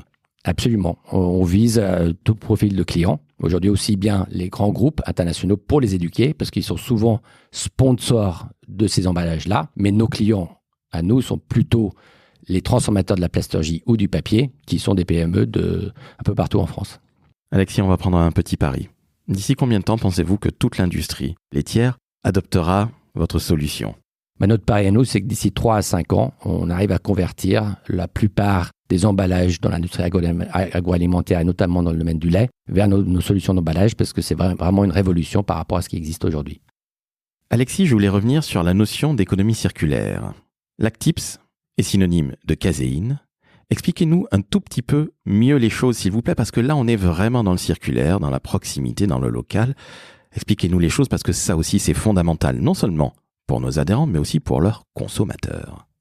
Oui, en effet, c'est un point très important aujourd'hui parce que nous participons à une vraie économie circulaire dans le sens où aujourd'hui on récupère la caséine des producteurs de lait, ceux qui fabriquent de la matière grasse, parce que la caséine est un coproduit dans la fabrication de la matière grasse. Donc nous récupérons cette caséine dans la transformation du lait en matière grasse. Et cette caséine, je l'utilise pour fabriquer un matériau sous forme de granulé qui est ensuite transformé sous forme d'emballage et qui retourne chez nos clients qui sont les fabricants de produits laitiers.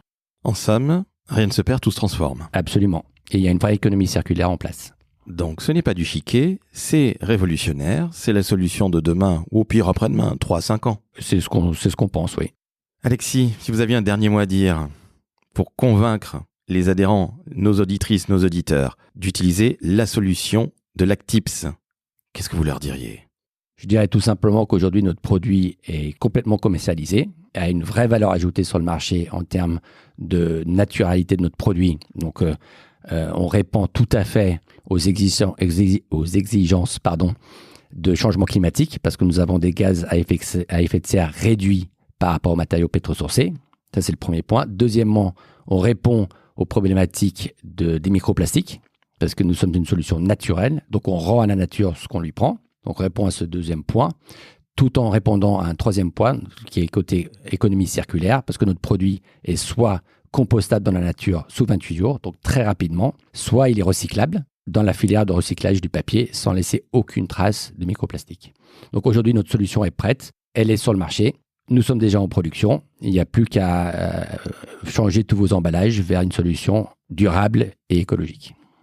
Eh bien, chères auditrices, chers auditeurs, chers adhérents de l'AFNIL, vous avez entendu un homme formidable, Alexis von Chammer, qui est le patron, le DG de Lactips, basé non loin de Saint-Étienne. Encore une fois, je le dis, parce que c'est une ville qui est très chère à mon cœur. Donc, le prix Miltech, je le rappelle, qui est un écosystème qui réunit les startups ainsi que les adhérents de la Fédération nationale de l'industrie laitière, c'est-à-dire vous qui nous écoutez, ou d'autres personnes qui ont envie de rentrer dans cette magnifique filière. Eh bien, justement, quand on entend un homme aussi formidable, 1, on s'abonne au podcast Lactosphère, 2, on met 5 étoiles sur Apple Podcast et sur Spotify. Et surtout, comprenez bien que Miltech, ce n'est pas uniquement le Grand Prix qui sera remis le 13 décembre prochain. D'ailleurs, au passage, Alexis, on croise les doigts pour vous. Merci. Comprenez que c'est un véritable écosystème. C'est l'écosystème le plus laid de France. Elle a été évidemment. Donc, s'il vous plaît, allez-y, contactez Alexis. Au passage, j'ai cru comprendre que Lactips, c'était un anagramme. Mais dites-nous de quoi, s'il vous plaît. Oui, Lactips, c'est l'anagramme de plastique, ou aussi tout simplement Lactips pour lactaire, lactose, lait, donc un produit à base de protéines de lait. Écoutez, c'est magnifique. Ça peut être aussi des tips sur le lait, mais ça tombe bien. Quand on est adhérent de l'AFNIL, on sait très bien ce que c'est. Donc, allez, vous contactez évidemment Lactips. Alexis est là et vous voyez, c'est une solution révolutionnaire et à mon avis qui sera adoptée par plein d'entre vous d'ici quelques années, 3 à 5 ans. Et Alexis, vous avez été un invité absolument parfait. On croise encore une fois les doigts pour vous, pour le prix Miltech qui sera remis le 13 décembre prochain à Paris. Merci Laurent. À très bientôt pour un nouvel épisode de Lactosphère, le podcast de la Fédération nationale de l'industrie laitière.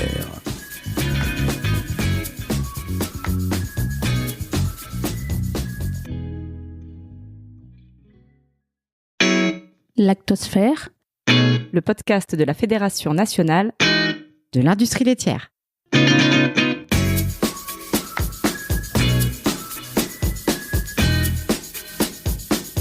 Bonjour à tous, nouvel épisode de Lactosphère, le podcast de la Fédération nationale de l'industrie laitière. Et aujourd'hui, nous allons parler d'une start-up Miltech qui est représentée par son CEO, son patron, Maïeddine Chergui. Bonjour Maïeddine. Bonjour Laurent. Maïeddine, vous êtes le patron de Trasos, qui est une magnifique entreprise qui compte une vingtaine de salariés du côté de Saint-Malo, une région qui m'est chère. Nous allons parler d'IA, de nettoyage, d'algorithmes. Ouh là là là là, tout ça est vraiment dans l'air du temps. Maïeddine, je vous laisse présenter votre très belle maison, s'il vous plaît. Trasos est effectivement une start-up malouine, plus particulièrement une green tech et une deep tech, créée en 2020, qui a pour ambition de digitaliser l'approche des nettoyages en place dans l'industrie agroalimentaire et plus particulièrement dans l'industrie laitière. Alors il va falloir nous en dire plus, Maïeddine, nous avez mis l'eau à la bouche, si je puis dire. Alors, Trasos, concrètement, s'attaque à un sujet qui est celui des nettoyages opérés par les stations NEP, nettoyage en place, qui nettoient les lignes de production dans les industries agroalimentaires et dans les industries laitières. Ces NEP-là, aujourd'hui, fonctionnent avec des programmes qui, pour la plupart du temps, sont préenregistrés et fonctionnent sur le principe du worst case et donc par principe de précaution, parce que nous sommes là sur des enjeux de food safety et de sécurité des aliments donc assez forts. Les responsables opérationnels et qualité, ne souhaitant pas prendre de risques, appliquent le principe du worst case avec des programmes qui fonctionnent mais qui sont longs et donc surconsommateurs en eau, en énergie, sur la majorité des circuits qui ne nécessitent pas une application du worst case. Et là, justement, Trasos arrive avec NEP6, son logiciel. Et là, quelque part, c'est un véritable miracle. Parce qu'on n'est plus dans le worst case. Justement, c'est tout l'inverse. Expliquez-nous tout ça, parce qu'il y a de l'IA, il y a de l'intelligence artificielle, évidemment. Je ne l'ai pas dit, mais vous êtes un homme du lait. Vous êtes un homme du nettoyage. Expliquez-nous tout, parce que c'est vraiment révolutionnaire, Maïdine. Alors effectivement, je suis dans, entre guillemets, ma maison. J'ai été formé à l'ENSAIA Nancy et j'ai travaillé pendant une quinzaine d'années au contact des industriels alimentaires et plus particulièrement laitiers dans le domaine du nettoyage. Donc c'est deux secteurs que je connais plutôt bien. Effectivement, Trasos arrive sur ce secteur-là avec l'ambition de proposer aux industriels une approche de la food safety qui est beaucoup plus sobre. On le fait comment ? Avec un logiciel qui s'appelle NEP6 qui utilise deux briques technologiques. Une première brique algorithmique qui va générer des programmes de nettoyage par centaines, par dizaines, pour chaque ligne de production en fonction de chaque recette de nettoyage, en fonction du produit que l'on fabrique, si c'est du lait, de la crème, du beurre. Pourquoi ? Parce que aujourd'hui, si l'on applique le principe du worst case, on va avoir un nombre restreint de programmes de nettoyage et qui vont surconsommer. Là, on va générer des programmes tailor-made, donc sur mesure pour chaque circuit, qui va permettre de faciliter la tâche des responsables qualité notamment et opérationnels en leur fournissant ces programmes optimisés. Et compenser, puisque dans le cas où le nettoyage ne s'est pas passé comme il faut, notre algorithme va détecter ce qui n'a pas été, à savoir ce que la température n'était pas bonne, le débit, la conductivité ou autre, et va proposer un allongement du temps de nettoyage pour venir compenser le défaut du programme de nettoyage précédent. Donc il y a un enjeu de food safety qui est assez fort et de maîtrise qui est renforcé dans les opérations de nettoyage. Et sur des installations plus complexes comme des échangeurs thermiques, comme des pasteurisateurs, comme des évaporateurs, des stérilisateurs, nous avons développé une deuxième brique technologique qui est un jumeau numérique que l'on vient créer. De cette installation-là, on vient reproduire les conditions opérationnelles de l'installation en reproduisant à l'identique l'équipement et on détermine au bout d'un certain temps de production la masse de dépôt et l'encrassement qu'il y a. On ne s'arrête pas là, on vient reproduire le nettoyage et évaluer son efficacité et sa capacité à enlever 100% de l'encrassement, auquel cas est-ce qu'il peut être fait en moins de temps, donc moins d'énergie, moins de temps, moins d'eau, ou alors est-ce qu'il doit être rallongé parce que le nettoyage n'est pas assez efficace. Donc si j'ai bien compris, c'est un véritable pilotage du nettoyage en temps réel. On est réellement efficace parce que vous l'avez dit vous-même, les lignes de production, c'est extrêmement compliqué. On ne balance pas, entre guillemets, un petit peu d'eau ou je ne sais quel produit détergent dans tout ça, dans les cuves, etc. C'est beaucoup plus complexe. Et là, justement, c'est là qu'il y a une très forte déperdition, surtout quand on est dans le worst case scénario. Vous arrivez, vous changez tout ça. Comment est-ce que votre solution est perçue, Maïdine ? Parce que c'est réellement révolutionnaire. Il y a une véritable économie de l'eau, de l'énergie, du temps, quelque part aussi de l'argent, de fait. Est-ce qu'on vous regarde avec de grands yeux en se disant « mais qu'est-ce qu'ils font chez Trasos ?» ou est-ce qu'au contraire on se dit « enfin on a trouvé la solution pour pouvoir optimiser ?» Il y a plutôt une approche en fait et un accueil qui est extrêmement favorable en fait pour l'approche Trasos et le logiciel NEP6, puisque pour la première fois, on a une approche scientifique des nettoyages. Et ça change radicalement par rapport à ce qui était fait précédemment, où on avait une approche qui était empirique des nettoyages, où on définissait des temps de nettoyage, soit par historique, soit parce que des fournisseurs externes avaient proposé ces temps-là, mais qui n'étaient pas forcément adaptés. Et le temps n'avait pas été pris pour définir ces temps-là pour chaque circuit. Quelque part, c'était un peu au doigt mouillé. C'était même complètement au doigt mouillé. En effet, donc de l'intelligence artificielle, un logiciel arrive et change la donne. Vous l'avez dit, vous êtes très très bien accueillis. Mais combien de temps faut-il pour mettre ça en place? Parce que évidemment, on est dans des process industriels, ça ne se fait pas en claquant des doigts. Expliquez-nous tout ça, s'il vous plaît, Mayedine. Alors effectivement, une des premières barrières est de rassurer le client par rapport à notre solution et à la façon dont il fonctionne. Donc notre solution suit le workflow habituel du client et du responsable qualité. C'est lui qui valide les programmes qui sont optimisés. Donc il garde la main là-dessus et ensuite on rentre dans un processus de pilotage qui garantit en fait une meilleure maîtrise des nettoyages. Ensuite, d'un point de vue mise en place, nous passons par une phase en fait de qualification, setup, dans laquelle on vient faire une évaluation, une qualification selon les standards de l'EHEDG, qui est le groupe européen de travail sur la conception hygiénique et qui devient un enjeu fondamental de plus en plus pour les industriels. Cet audit-là nous permet de paramétrer notre plateforme et ensuite d'envisager en fait et de voir quel gain on peut espérer avec notre plateforme. Et ensuite, la mise en place prend quelques mois, entre 4 et 6 mois. Au final, un petit peu moins d'1 an pour faire de véritables économies à tous les niveaux, en eau, en énergie, en temps, en argent. Il faut y aller. Oui, je suis assez d'accord. Il faut y aller. Nous sommes convaincus, bien évidemment, de notre solution. Nous avons mis l'accélérateur, nous, d'un point de vue commercial aussi, pour aller répandre cette belle parole auprès de l'ensemble des industriels laitiers avec qui nous sommes en contact et avec qui nous travaillons. Justement, parlez-nous un petit peu de l'équipe, parce qu'elle s'est étoffée. À peine 3 ans d'existence, bientôt 4. Déjà près de 20 personnes. Expliquez-nous un petit peu comment fonctionne l'équipe de Trasso, s'il vous plaît, Mayedine.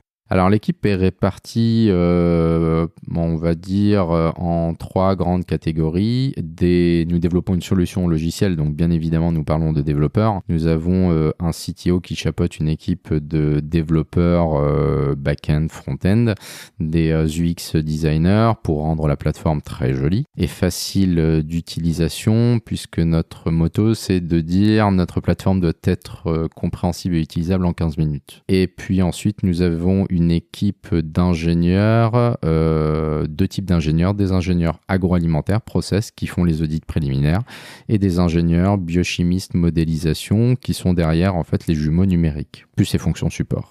Mayedine, l'équipe est déjà très très bien staffée, la maison est jeune, comme je le disais. Qu'est-ce que vous souhaitez dans les années à venir, Mayedine ? D'accélérer avec les early adopters en fait qui nous ont fait confiance et avec l'ensemble des autres industriels. Notre objectif c'est de bâtir des fondations très solides sur la France et ensuite d'aller vers l'international. Donc de nous souhaiter le succès sur la France et puis un développement à l'international couronné de succès aussi assez rapidement. C'est tout le mal évidemment qu'on vous souhaite. Quels sont les pays que vous visez, outre la France bien évidemment, dans un premier temps ? Nous visons principalement 2 pays de l'Europe du Sud, l'Italie et l'Espagne, pour 3 raisons principales. Premièrement, réglementaire, on joue dans le même cadre réglementaire. Deuxièmement, c'est des pays qui ont la même culture que la France d'un point de vue agroalimentaire et laitière, c'est des pays laitiers. Et la troisième raison, c'est que ce sont des pays qui sont confrontés à des problèmes de sécheresse et d'eau très importants. Le sud de l'Espagne a connu jusqu'à il n'y a pas très très longtemps des épisodes de sécheresse majeurs. Donc voilà les raisons qui nous poussent à viser ces pays-là dans un avenir proche. Eh bien, merci à vous, Mayedine. C'est sûr, ces ambitions internationales et qui sont, à mon avis, tout à fait légitimes, et je croise les doigts, non seulement pour ce développement à l'international, mais aussi pour le 13 décembre prochain, puisque c'est à cette date que sera remis le premier prix Miltech. Donc, sincèrement, félicitations.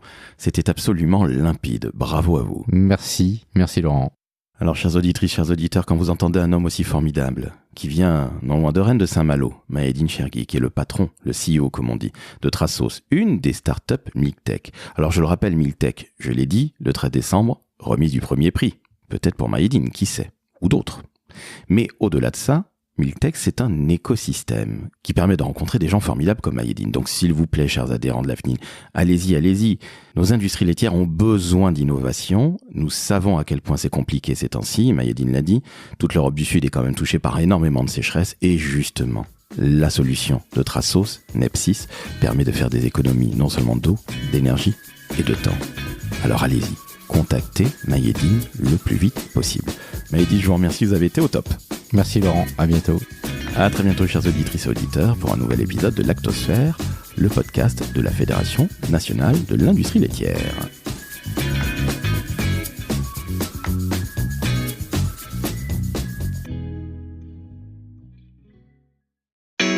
Lactosphère, le podcast de la Fédération nationale De l'industrie laitière.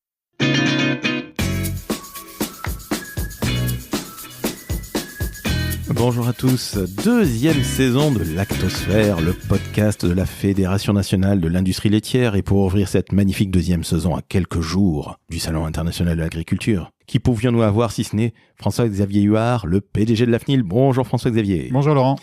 François-Xavier, je le disais, deuxième saison pour Lactosphère, nous en sommes tous très heureux. Nous allons faire un petit flashback à décembre dernier en 2023, car il y a eu, si j'ai bien compris, le premier prix Miltech que vous avez remis à 2 magnifiques startups. Exactement Laurent, on a remis le premier prix de l'innovation dans l'industrie laitière à 2 startups vraiment très méritantes, Coldep et Trasos, les deux qui travaillent sur un sujet particulièrement important pour les industries laitières qui est la gestion de l'eau, en particulier notamment sur la réutilisation de l'eau et une meilleure utilisation de l'eau dans le nettoyage de nos lignes de production. Et en fait, ce prix, on l'a remis le 13 décembre, mais il est né un peu avant, le 1er juin 2023, lorsqu'on a fait notre assemblée générale à Station F, le plus grand incubateur d'Europe et devrais-je dire même du monde. C'est notre côté un petit peu chauvin et cocorico. L'AG de la FNIL s'est tenu là-bas et c'était un symbole et un signal très important envoyé au milieu de l'innovation pour dire on doit travailler plus ensemble sur ces sujets-là, et notamment en particulier les sujets de la transition agroécologique, puisqu'on a bien conscience que les effets du réchauffement climatique, à la fois sur nos partenaires éleveurs, mais également sur les laiteries, les fromageries que la FNIL représente, est particulièrement important et doit être traité de la façon la plus efficace possible. Et la marche est importante à gravir. Et donc, pour nous aider à gravir cette marche-là, on a besoin de l'aide des startups et de l'innovation pour trouver des solutions innovantes.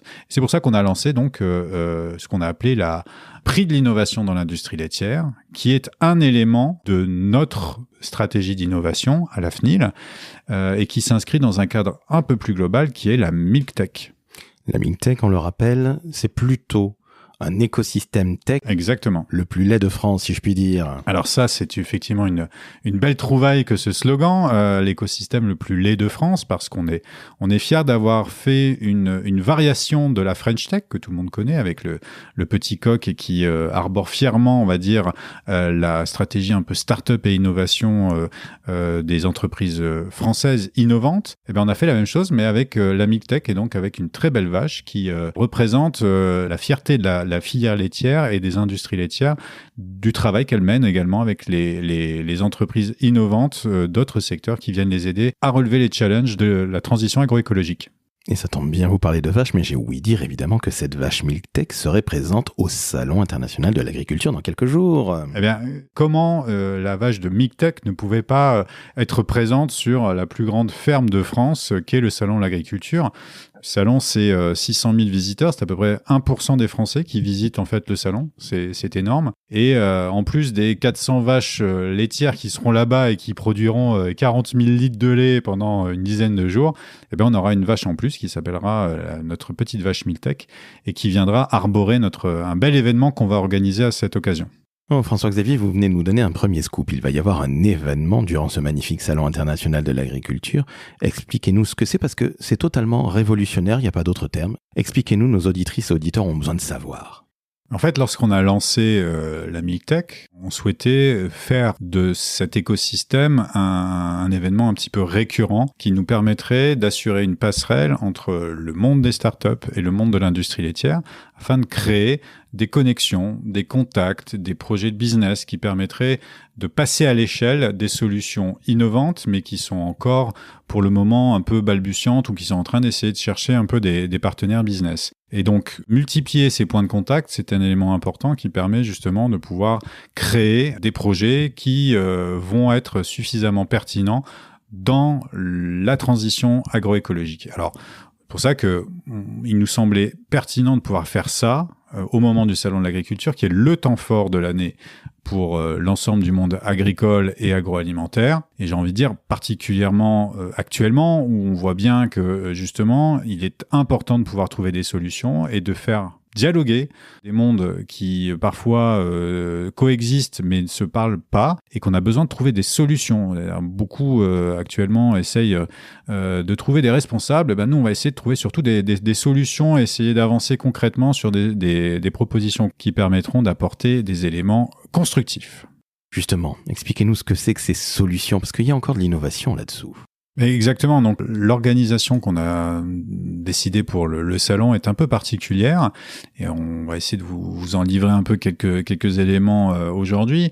On a décidé, pour créer ces contacts entre les startups et les entreprises, de révolutionner un petit peu le genre. D'habitude, ce sont souvent les startups qui viennent présenter leurs solutions. On le voit dans un certain nombre d'émissions, alors notamment qui va être mon associé ou des choses comme ça, qui permettent à des startups de venir présenter leurs solutions à des sachants ou à des entreprises et tout. Mais là, on va révolutionner les choses puisqu'on va faire l'inverse, c'est-à-dire que ce sont les entreprises qui vont venir présenter leurs modèles, leurs projets, leur volonté de travailler sur un certain nombre de sujets liés à la transition agroécologique. Et ensuite, ce sont les startups qui vont venir discuter de ces éléments-là avec les entreprises. Je suis pas sûr d'avoir bien compris, François-Xavier. Ce sont les adhérents de la FNIL. C'est ça. Qui vont pitcher. Ils vont faire leur grand oral devant les startups. C'est pas les startups qui vont faire l'effort, ce sont les entreprises.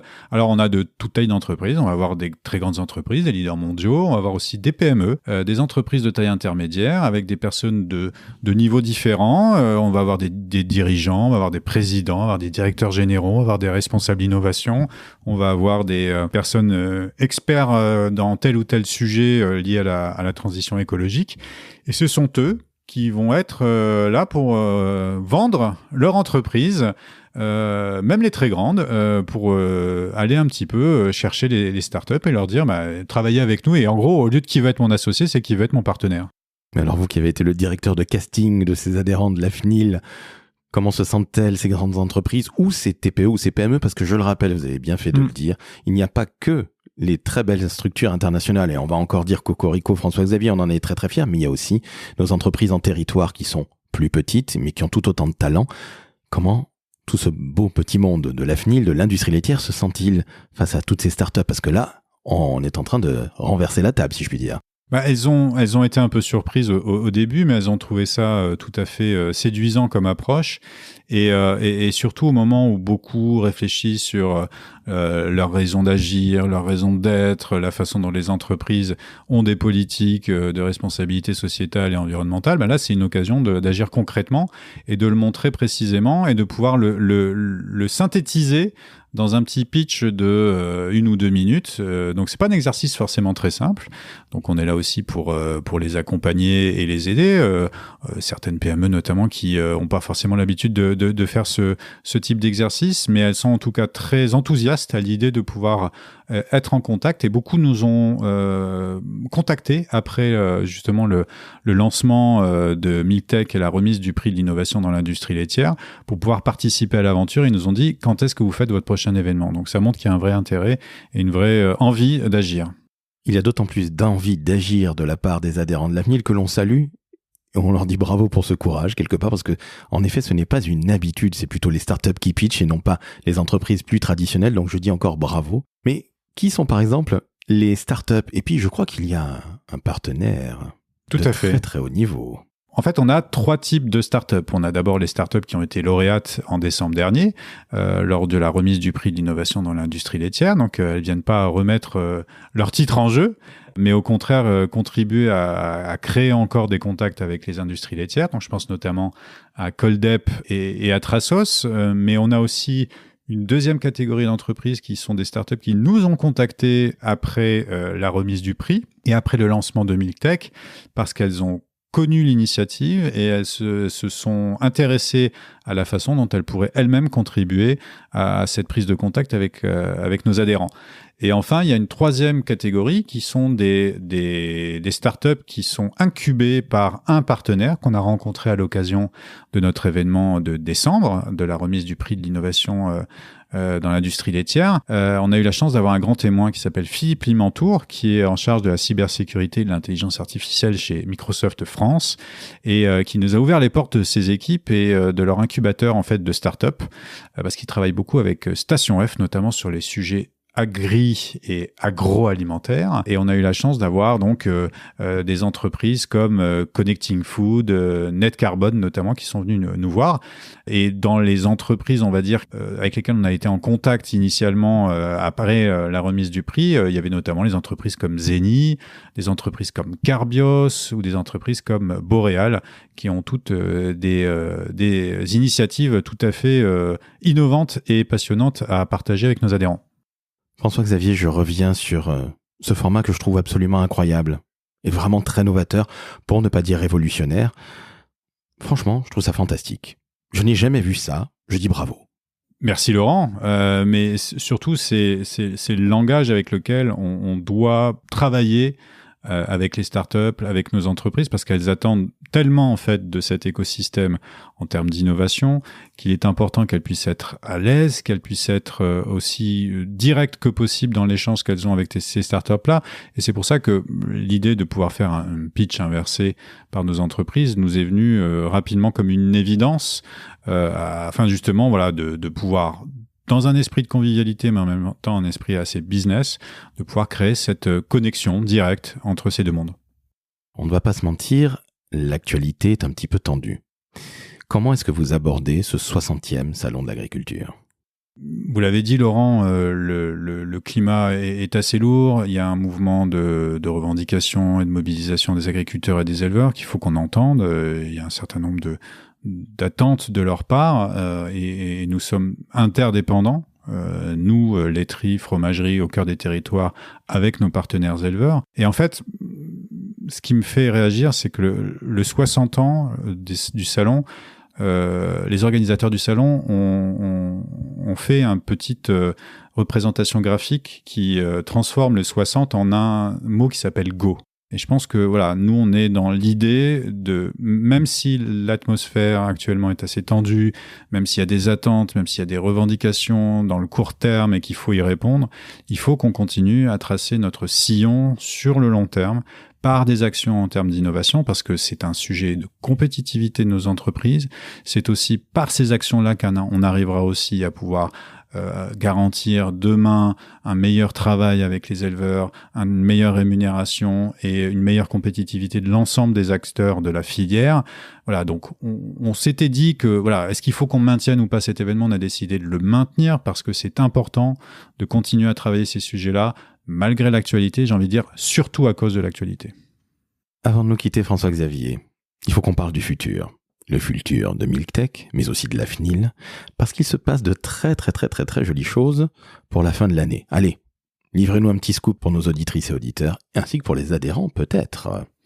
L'aventure Milktech va pas s'arrêter au salon de l'agriculture, même si c'est une étape importante. On a encore plein de projets dans les cartons, et notamment dans les projets que nous avons en tête. Il y a aussi l'idée de pouvoir faire une nouvelle saison de Milktech qui s'arrêtera cette fois-ci en fin d'année à Station F, et qui permettra par un hackathon de travailler sur un autre sujet qui est très important pour les adhérents de la FNIL, pour toutes les entreprises de l'industrie laitière, c'est l'attractivité de nos métiers et comment on prépare les compétences de demain et les profils de demain à venir dans une industrie laitière qui soit rénovée, qui soit renouvelée et qui permette d'attirer les meilleurs talents demain. Donc on a la chance de pouvoir avoir un partenaire Microsoft qui nous a tendu la main sur ce sujet-là depuis qu'on les a rencontrés lors de notre premier événement. Donc on va essayer de poursuivre le travail avec eux. Donc voilà, donc on se donne rendez-vous en décembre prochain, décembre 2024, après les Jeux Olympiques, pour une autre épreuve sportive qui sera pas un marathon, mais un hackathon avec des startups, des industries laitières, des jeunes et un lieu assez emblématique qui est Station F et qu'on aura plaisir à y retrouver. Eh bien, merci à vous, François-Xavier. C'est toujours un plaisir de vous avoir dans Lactosphère, le podcast de la Fédération nationale de l'industrie laitière. Nous avons parlé du futur, évidemment du passé. Le futur très très proche, avec ce hackathon. Le présent, c'est dans quelques jours au Salon de l'Agriculture.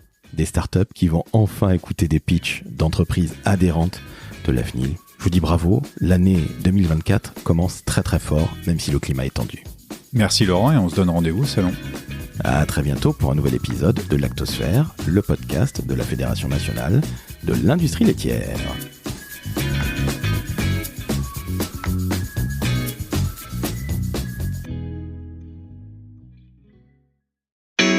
Lactosphère, le podcast de la Fédération nationale De l'industrie laitière.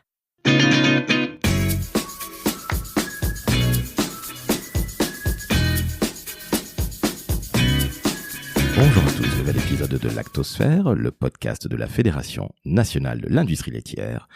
Et aujourd'hui, nous allons parler décarbonation, industrie laitière évidemment, Startup Miltech avec Carbon Maps et son directeur scientifique, Jérémy Vinstin. Jérémy, bonjour.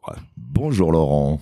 Jérémy, on va rentrer tout de suite dans le vif du sujet. Est-ce que vous pouvez, s'il vous plaît, présenter Carbon Maps? Vous êtes 23, une très très belle structure qui est basée à Paris et à Lille, si j'ai bien compris. Bref, je me tais, Jérémy. Expliquez-nous tout, présentez-nous, s'il vous plaît, Carbon Maps. Alors Carbon Maps, c'est une société qui a à peu près 18 mois et qui développe une plateforme qui permet d'évaluer l'empreinte environnementale des produits alimentaires.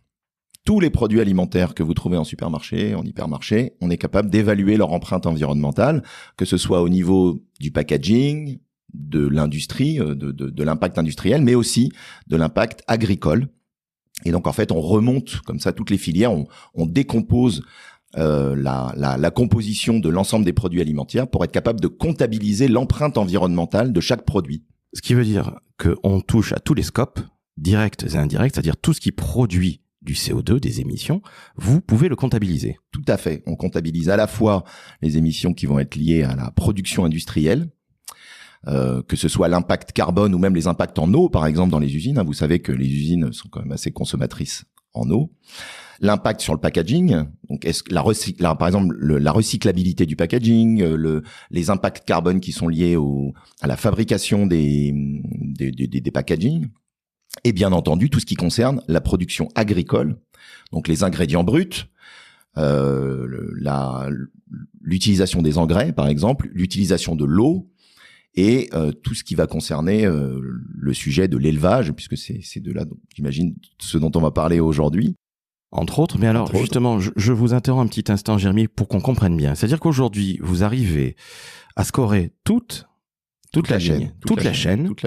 Ce qui veut dire que aussi bien l'éleveur qui va travailler avec nos adhérents de la FNIL, qui sont des industriels du lait, va pouvoir lui aussi comprendre ce dont il retourne vis-à-vis de ses émissions carbone. Je ne parle évidemment pas de nos adhérents qui, eux, sont très attentifs à ça, mais ça va être aussi, je crois, la distribution. Donc vraiment toute la chaîne. Toute la chaîne. En fait, on est spécialisé dans ce qu'on appelle l'analyse de cycle de vie. Laurent, je ne sais pas si vous savez ce que c'est que l'analyse de cycle de vie, mais en fait, c'est l'évaluation de l'empreinte environnementale de la production d'un produit de bout en bout. C'est-à-dire de la production des engrais pour fabriquer des fourrages qui seront mangés par des animaux, qui vont produire du lait. Ce lait va être collecté dans des usines, va être transporté, ça va émettre du carbone, les usines vont le transformer par exemple en yaourt, ce yaourt va être intégré avec un packaging jusqu'à la distribution qui va en gros distribuer ce produit-là dans des rayons frais, etc. jusqu'au consommateur. Donc en fait, on va suivre toute l'analyse de cycle de vie d'un produit alimentaire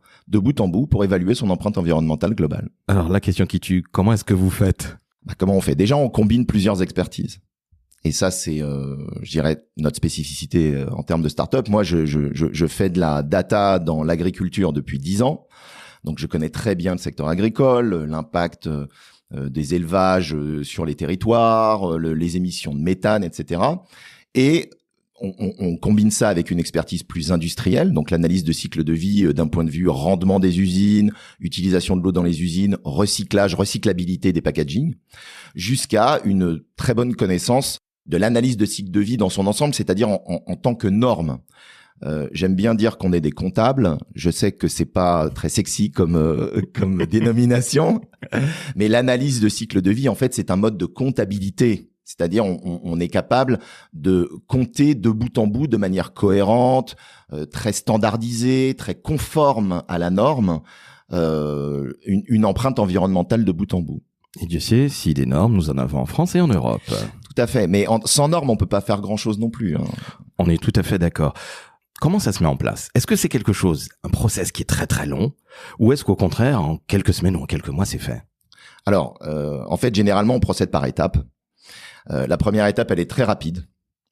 On va, par exemple, si on travaille avec des industriels, on prend en compte leur portfolio, leur portefeuille de produits. Donc souvent, un industriel a quelques centaines, quelques milliers de produits. Alors, on travaille aussi avec des industriels qui ont plusieurs dizaines de milliers de produits. Je vais pas citer de nom, mais ça monte assez vite. Dès que vous êtes dans des industries, par exemple, avec des multinationales qui ont plusieurs lignes de produits, plusieurs business units, etc. En termes de références produits, ça explose. Et en fait, la première chose qu'on fait, c'est qu'on agrège ces données et qu'on organise les données produits des industriels. On structure les recettes, etc. pour être capable de rentrer ça dans un plan comptable, en fait. Dans un plan comptable environnemental. Alors, l'étape d'après, c'est de prendre en fait les matières premières les plus impactantes, typiquement le lait, mais aussi le chocolat, les huiles, la farine, et de remonter des filières. Donc en fait, on va aller chercher les informations le long des filières de matières premières agricoles, et avec ça, on va travailler en fait avec les achats de matières premières. Généralement, c'est nos clients, enfin nos utilisateurs les plus habituels de notre plateforme, c'est les directions RSE et les directions des achats qui vont utiliser notre outil pour organiser la relation avec leurs fournisseurs et travailler dans des logiques de réduction d'empreinte environnementale avec leurs fournisseurs. Donc, on ne travaille pas de la même façon, évidemment, avec les éleveurs de lait, avec les fournisseurs de chocolat, avec ceux qui fabriquent de l'huile ou avec ceux qui fabriquent de la farine. Et pourtant, toutes ces matières premières-là sont en général approvisionnées par nos clients. Évidemment, ok. Petite question. Comment ça se représente? Parce qu'on peut, quand on va sur le site carbonmaps.io, on peut demander une démonstration, une démo, comme on dit. Oui. Et j'aimerais bien comprendre comment, justement, vos clients, qui soient des acheteurs ou des gens de la RSE, qui sont pas nécessairement des informaticiens, on est bien d'accord, ils n'ont pas votre connaissance scientifique. Jérémy, je rappelle que vous avez fait Polytechnique, vous ne vouliez pas qu'on le dise, mais votre humilité vous perd. Laurent. mais non, mais il faut le dire. Les Vous êtes startups. taquin. Non, mais au contraire. On avait dit qu'on n'en parlait pas. Oh, écoutez, Jérémy, on peut le dire. C'est plus juste aussi pour montrer à nos auditrices et auditeurs que Carbon Maps, c'est évidemment plus que du sérieux. Et justement, je reviens à cette question. Bon, vos clients, des achats ou de la RSE sont pas nécessairement des informaticiens, mais comment ils vont avoir toutes ces données? Parce que beaucoup de données qui vous arrivent, on sait pas quoi en faire, vous le savez aussi bien que moi. Donc, il y a du conseil. Qu'est-ce qu'ils voient très concrètement là? Parce que je pense que nos auditrices et auditeurs et nos adhérents de la FNIL vont se dire, c'est une solution miracle. Oui, je pense qu'on pourrait dire que c'est une solution miracle. En tout cas, c'est de très loin la meilleure du marché. Bien entendu. Voilà.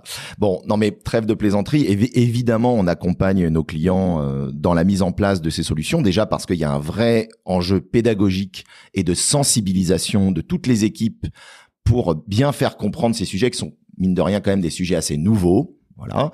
Donc, on met en place des tableaux de bord très simplifiés pour sensibiliser les différents métiers sur sur ce qui les intéresse. Typiquement, par exemple, des gens qui vont travailler dans la production des usines vont être très intéressés par quelques indicateurs très précis sur l'efficacité énergétique de leurs usines, sur la consommation en eau, etc. Alors que des acheteurs matières premières, eux, vont plutôt être très intéressés par du scoring fournisseur, par exemple. Bon, donc, en fait, les tableaux de bord sont assez différents en fonction des différents métiers. Donc nous, notre rôle, c'est de proposer une plateforme qui réponde à tous les métiers.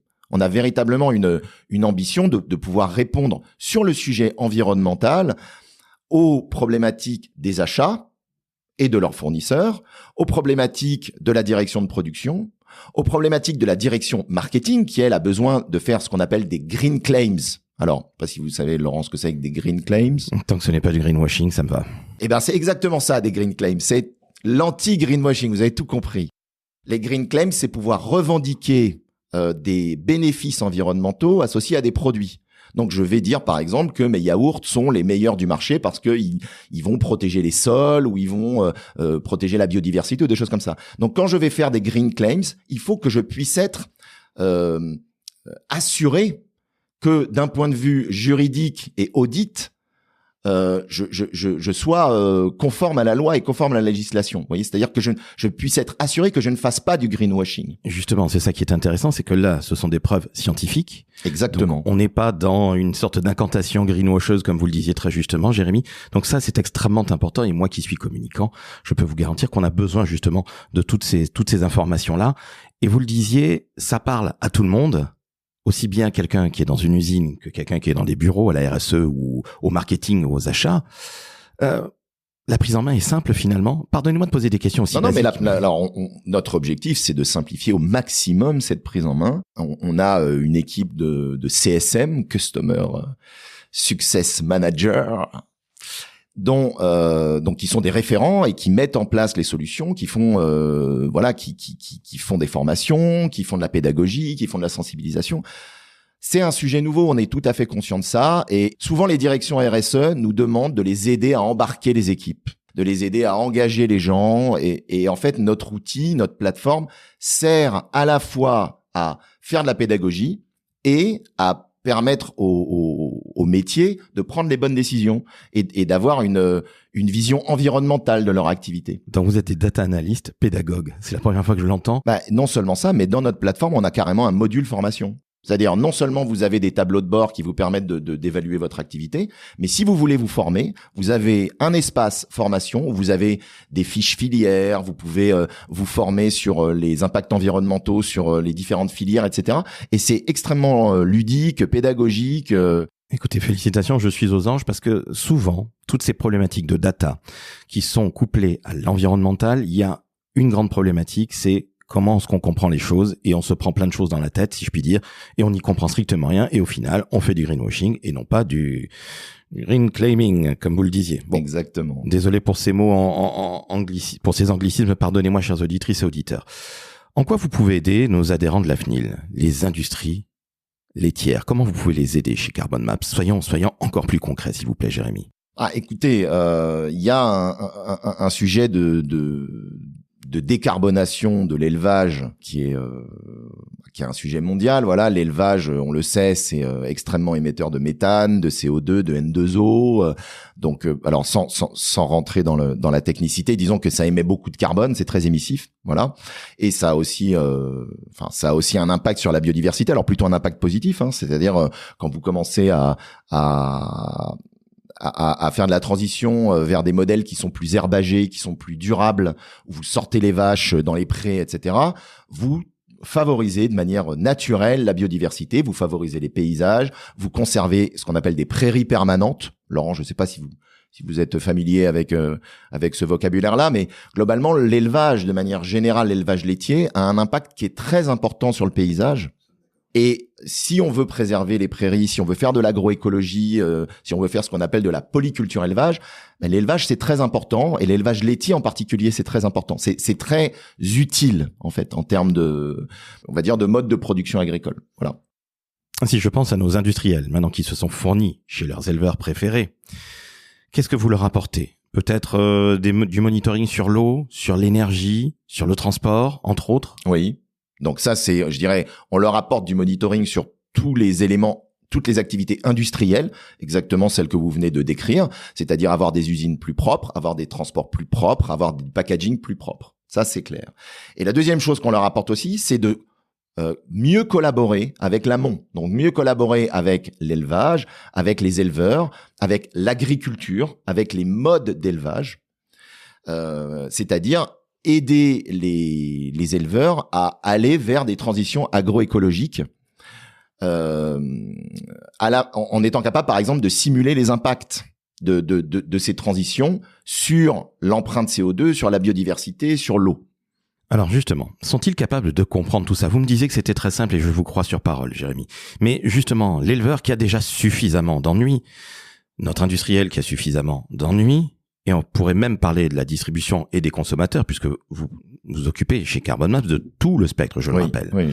Est-ce que justement, en amont, comme vous le disiez, ils comprennent toutes ces informations? Est-ce que les gens en sont conscients? Parce que vous parlez beaucoup de pédagogie, je pense que les industriels en ont besoin, mais les éleveurs aussi. En fait, plus que de pédagogie, moi je pense qu'il y a besoin d'outils qui permettent de collaborer, c'est-à-dire de parler le même langage entre les éleveurs et les industriels. Souvent, le problème qu'il y a, c'est que le monde industriel et le monde agricole ne se comprend pas. Le monde agricole est très technique. Le monde industriel aussi est très technique, mais c'est pas les mêmes techniques.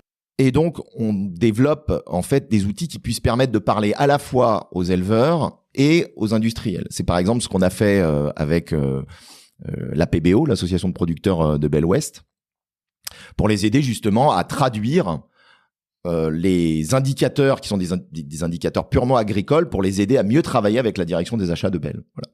Et pour ça, il y a besoin de comptables, en fait, si vous voulez. Il y a besoin d'experts comptables qui soient un peu entre les deux et qui puissent être, en fait, tiers de confiance entre, à la fois, entre les éleveurs et les industriels.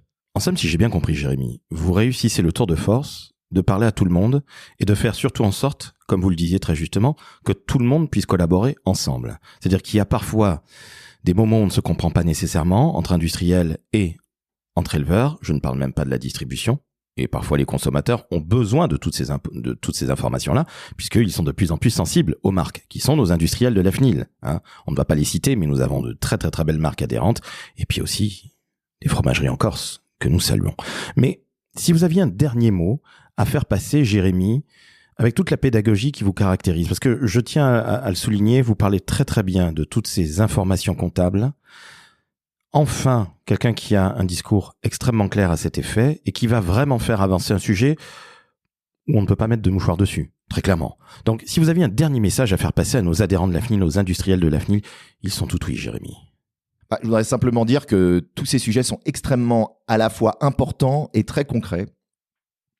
Et qu'en fait, tous les métiers peuvent s'emparer du sujet environnemental de manière très pragmatique et qu'on est là pour ça. Donc, si c'est des sujets qui vous intéressent et qui sont parmi vos enjeux prioritaires, appelez-nous. Eh bien, écoutez, merci beaucoup, Jérémy. C'est simple, c'est efficace. J'apprécie beaucoup. On a parlé de Carbon Maps, dont vous en êtes le directeur scientifique. Merci encore d'avoir su vulgariser et avoir été très pédagogue, aussi bien pour les éleveurs que nos industriels, que nous saluons tous de la Fédération nationale de l'industrie laitière.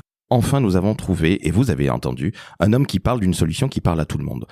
On est bien d'accord que les startups Miltech sont très importantes pour l'industrie laitière. Donc, s'il vous plaît, soutenez non seulement le podcast en notant 5 étoiles sur Apple et sur Spotify, abonnez-vous, et puis surtout contactez Jérémy et Carbon Maps. Vous verrez, vous demandez une démonstration, une démo, et vous serez, à mon avis, conquis. Merci à vous, Jérémy. C'était absolument passionnant. Vous avez enfin réussi à parler à tout le monde. Merci, Laurent. À très bientôt pour un nouvel épisode de Lactosphère, le podcast de la Fédération nationale de l'industrie laitière.